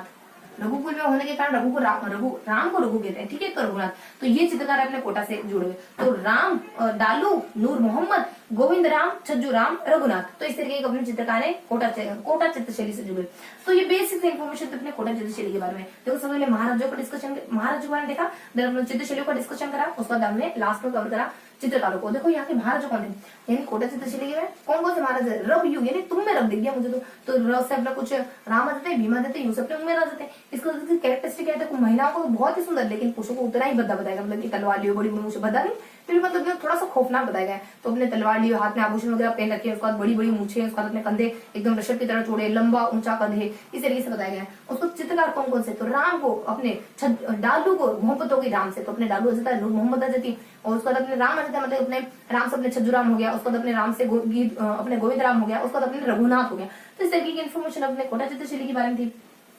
अब क्या देखने वाले अपन, तो अब कुछ नया नहीं देखने वाले, बल्कि थोड़ा सा रिकेप लेने वाले, बल्कि थोड़ा सा रिविजन करने वाले।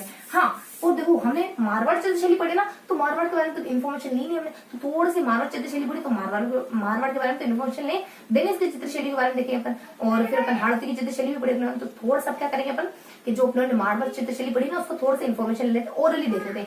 नहीं ओरली नहीं, अपन रिटर्न करेंगे। तो ओरली देखो चीजें ज्यादा लंबे समय तक याद रहने नहीं वाली, तो थोड़ा सा अपन देख लेते हैं मारवाड़ के बारे में। बस 2-3 पॉइंट है, बस 2, लेकिन मिस कुछ नहीं करना है। देखो मैंने कहा एक शब्द नहीं छोड़ेंगे, मतलब एक शब्द नहीं छोड़ेंगे। तो मारवाड़ चित्रशैली में क्या आता है कि मारवाड़ चित्रशैली हमारे यार ना सिर्फ देखो मेन तो ये जोधपुर की जो दरबारी शैली है ना, वहां दिखाई देती है, लेकिन बेसिकली अपन इसको नाज में भी देख सकते हैं। मतलब नागौर है, उसके बाद अपने अजमेर है, उसके बाद अपने नागौर है, अजमेर और जोधपुर, नागौर, अजमेर और जोधपुर, तो मेनली यहाँ दिखाई देती है मारवाड़ की चित्रशैली। और क्या गिवन है इसके बारे में कि मारवाड़ में प्रेमाख्यानों का वर्णन, ये तो देख लिया। तो एक है ना तिब्बती इतिहासकार थे लामा, वो वर्णन करते हैं किसी यक्ष शैली का वर्णन करते हैं जो कि श्रीलंका द्वारा बनाई गई। देखो तिब्बती इतिहासकार लामा, अपने लामा करके कोई तिब्बती इतिहासकार थे, उन्होंने एक शख्स का वर्णन कराया जो कि श्रृंगधर है। उन्होंने कहा कि श्रृंगधर ने यक्ष शैली का उद्भव करा है, यक्ष शैली जो कि अपने इसी इलाके में उद्भव हुआ इस शैली का। तो ये शृंगधर का वर्णन करा है जिसने यक्ष शैली का वर्णन करा है, और ओघ निरुक्ति वृत्ति और दशकारी का सूत्र, ये शैली इन ग्रंथों में मतलब कि इन ग्रंथों में शैली का शुरुआती रूप देखा जा सकता है। तो ओघ निरुक्ति वृत्ति और दशकारी का सूत्र, ओघ निरुक्ति, ओघ 7वीं शताब्दी के आसपास, ओघ निरुक्ति वृत्ति और दशकारी का, नहीं दशकारी का नहीं, ये तो अपने चित्रित ग्रंथों का सिर्फ और सिर्फ ओघ निरुक्ति वृत्ति। तो ये 3 बातें गिवन होती है, 1, 2 and 3, बस ये 3 बातें गिवन होती है। और प्रेमाख्यानों का वर्णन ज्यादा होता है मारवाड़ चित्रशैली में। तो मैंने आपको जोधपुर पढ़ा जब अपने क्लियर कर लिया अपने, तो देखो यहाँ की इन्फॉर्मेशन होती है, बस इतनी सी इन्फॉर्मेशन है कि नाज यानी नागौर है, उसका अपना अजमेर है, उसका जोधपुर है, ये जो 3 इलाके है ना, इसमें भी अपन मारवाड़ की चित्रशैली को देख सकते हैं। सिर्फ अपन जोधपुर में ही नहीं देख सकते, जोधपुर की दरबारी संस्कृति में इसका विशेष रूप से वर्णन है, जोधपुर की दरबारी संस्कृति में इसका विशेष रूप से वर्णन है इस चित्रशैली का। लेकिन यहाँ पे भी आप देख सकते हो। उसको देख लामा नाम के कोई तिब्बती इतिहासकार थे, वो कहते हैं कि कोई श्रीलंकर नाम का कोई चित्रकार हुआ था 7वीं शताब्दी के आसपास, उसने यक्ष शैली को जन्म दिया था। कोई 7वीं शताब्दी के आसपास हुआ था, वो यक्ष शैली को जन्म देता है इसी इलाके में, इसी अपने मारवाड़ के इलाके में यक्ष शैली को जन्म देता है। ये इनकी शैली, ये अपने कुछ चित्रकार हो गई, ये कुछ शैली हो गई। और इस शैली के प्रारंभिक रूप देखना चाहो तो आपने ओघ निरुक्ति वृत्ति कथा, ओघ निरुक्ति वृत्ति जो ग्रंथ बना हुआ है ओघ निरुक्ति वृत्ति, उसमें आप इसके शुरुआती रूप को देख सकते हो। ओघ निरुक्ति वृत्ति बेसिकली चित्रित ग्रंथ है, इस वजह से बस ये हल्की सी इन्फॉर्मेशन अपने मारवाड़ के बारे में थी, सब कुछ कवर कर लिया। और एक और बात आती है कि मारवाड़ की जो अपने घाणेराव ठिकाना है, घाणेराव, उस ठिकाने को स्टेब्लिश करने में किस किस का योगदान है? तो नारायण का, छज्जू का, कृपाराम का। नारायण किस किस का? 3 व्यक्तियों का, नारायण का, कृपाराम का और छज्जू का, और छज्जू का। तो नारायण है, कृपाराम है, छज्जू, ये 3 शख्स ऐसे हैं जो घाणेराव को, इन्होंने एक शैली को जन्म दिया था। तो इन तीनों के चलते घाणेराव एक ठिकाना विकसित हो गया, ठिकाने के रूप में स्टेब्लिश हो गया। ठिकाना है, देखो मैंने कल देखा था मारवाड़ के ठिकाने कौन कौन से, तो रिया भिड़े जुड़ा है घाणेराव, तो ये घाणेराव ठिकाना इन्हीं के चलते बना है। तो ये था आज का पूरा सेशन, जिसमें हमने किस किस के बारे में देखा, जिसमें हमने देखा मारवाड़ चित्रशैली के बारे में, जिसमें हमने देखा हड़प्पा चित्रशैली के बारे में। मारवाड़ चित्रशैली में हमने कुछ 6 चित्रशैली को अच्छे से कवर करा, जोधपुर को अच्छे से कवर करा हमने। देखो इसको थोड़ा सा रफ कर लेते, थोड़ा सा अपन साथ साथ रिकेप ले लेते। तो इसमें अपने जोधपुर को अच्छे से पढ़ा, मारवाड़ चित्रशैली भी पर, तो जोधपुर को अच्छे से पढ़ते हैं पर, उसके बाद बीकानेर को अच्छे से पढ़ते हैं, उसके बाद किशनगढ़ को अच्छे से पढ़ते हैं, उसके बाद अजमेर को अच्छे से पढ़ते हैं।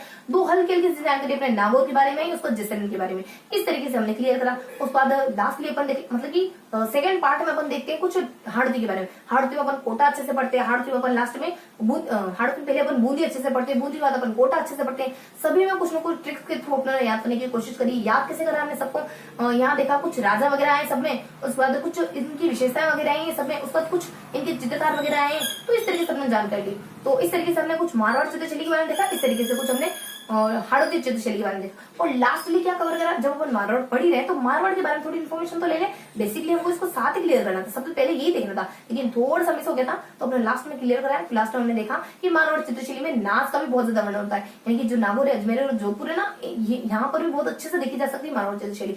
कोई तिब्बती इतिहासकार लामा कहते हैं कि कोई 7वीं शताब्दी के आसपास इसी एरिया में कोई शख्स हुआ था, कुछ श्रमधर नाम का शख्स हुआ था, उसने यक्ष शैली को जन्म दिया था। अगर ये शैली देखना चाहते हो तो ओघ निरुक्ति वृत्ति, ये अपना चित्र ग्रंथ है, उसमें जाके आप देख सकते हो। प्रेमाख्यानों का वर्णन ज्यादा होता है मारवाड़ चित्रशैली में। तो ये था आज का पूरा सेशन। तो आई होप आज का सेशन आपको पसंद आया होगा। फिर मिलेंगे ऐसे ही किसी अगले सेशन में, तब तक के लिए जय हिंद।